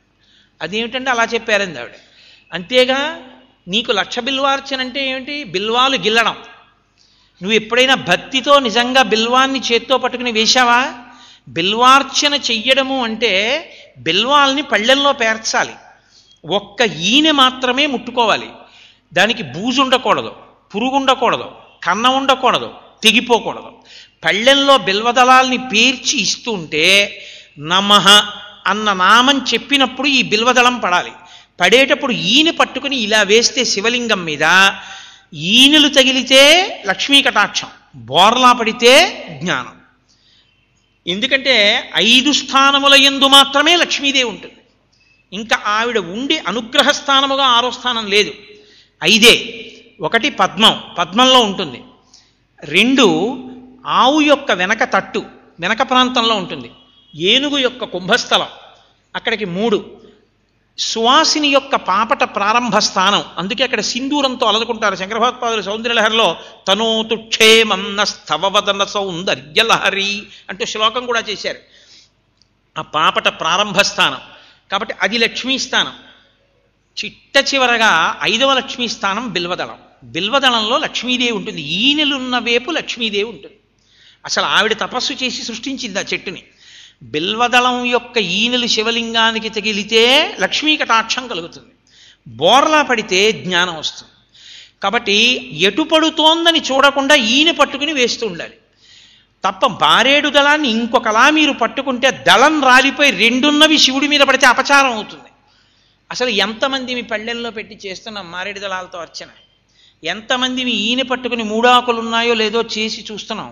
మీరు పెద్ద పెద్ద పీఠాలకు వెళ్ళి చూడండి, తడి చేసిన బట్ట బాగా పిండేసి మారేడు దళాన్ని పళ్ళెంలో పెట్టి జాగ్రత్తగా తుడిచి మళ్ళీ బోర్లా వేసి మళ్ళీ తుడిచి ఈనెలు అందేటట్టుగా పళ్ళెంలో పెట్టి పళ్ళెం తర్వాత పళ్ళెం, పళ్ళెం తర్వాత పళ్ళెం ఇస్తుంటే ఆ ఈనె తీసి శివలింగానికి అర్చన చేస్తారు. అలా నువ్వు చేసినది ఏది ఉందో దాని వలన నీకు ఫలితం కలుగుతుంది. సా శ్రద్ధా కరితా సిద్భి యా వస్తుపలభ్యతే అంటారు శంకర భగవత్పాదులు భాష్యం చేస్తూ. శ్రద్ధ అన్న మాటకు అర్థం ఏమిటో చెప్తారు. కాబట్టి అసలు నువ్వు పూజ అన్న మాటతో ఒక తంతు చేస్తున్నావు, కానీ నిజంగా నువ్వు చేస్తున్న పూజ ఏది? నిజంగా నువ్వు చేస్తున్న శ్రద్ధ ఏది? ఎవరు చెప్పారు? అన్ని బిల్వాలు రొట్టలు పట్టుకు చేయమని ఎవరు చెప్పారు నీకు? అందులో సాలె పురుగులు ఉన్నాయో, గొంగళీ పురుగుందో ఎక్కడ చూసావు? తొక్కేసిన బట్ట తీసుకొచ్చి అక్కడ వేసి దాని మీద బిల్వాలన్నీ గోనె బస్తాలతో వంపేస్తావా? వంపేసి అవి ఆకులు 2 ఉన్నాయో 3 ఉన్నాయో, బూజుందో పురుగుందో చూడకుండా మారేడు దళాలు వేడి పట్టుకెళ్ళి పరమేశ్వరుడి మీద కుప్ప కింద పోసేస్తావా? అదే అర్చనంటే. అందుక నువ్వు తొక్కేయడం లోపలికెళ్ళి మారేడు దళాలని కాదు. భక్తి కలిగితే ఏక బిల్వం శివార్పణం, ఒక్క మారేడు దళానిది. అందుకే శివుని శిరమున కాసిన్ని నీళ్లు జల్లి పత్తి రిసుమంత నెవ్వాడు పారవయిచు, కామధేనువు వానింటి గడి పశువు, అల్ల సురశాఖ వానింటి మల్లె చెట్టు. భక్తితో ఇన్ని నీళ్లు చల్లితే పొంగిపోతాడు. భక్తితో ఒక్క దళం సమర్పించు, పరవశించిపోతాడు. ఆ భక్తి లేకుండా నువ్వు ఎంత రొట్ట తెచ్చిస్తే ఆయనకి నువ్వు కొత్తగా తెచ్చింది ఉంది. ఆయన సృష్టించింది ఆయనకి ఇస్తున్నావు. తేవడంలో నీకు శ్రద్ధ లేదు, మనసు లేదు, భక్తి లేదు. ఎందుకు వచ్చిన దిక్కుమాలిన అర్చన? అర్చన కాదది. అర్చన అనబడేటటువంటి పేరున్న ఒక నాటకం, కొంతసేపు జరుగుతుంది. అది దాన్ని ఈశ్వరుడు స్వీకరించాడు. కాబట్టి నతిభిర్నుతిభిస్త్వమీశ పూజ. ఆయనకి పూజ చేయడం అంటే గుండె నిండా భక్తి ఎవరికి ఉందో వాళ్ళు చేసిన పూజ అని మనం అనడానికి కూడా ఆశ్చర్యకరంగా అంగీకారయోగ్యము కాని స్థితిలో ఉన్న ఆయనకది పూజే. రాళ్లతో చేశాడు, మనం చెయ్యొచ్చా? నీకు రాళ్లతో పూజ ఎందుకు? ఇవాళ ఎవరు నిన్ను పూజ చేయొద్దన్నారు? భక్తితో చెయ్యి. ఆనాటి పరిస్థితికి ఆయన చేశాడు, ఈనాడు నిన్ను చేయమని కాదు.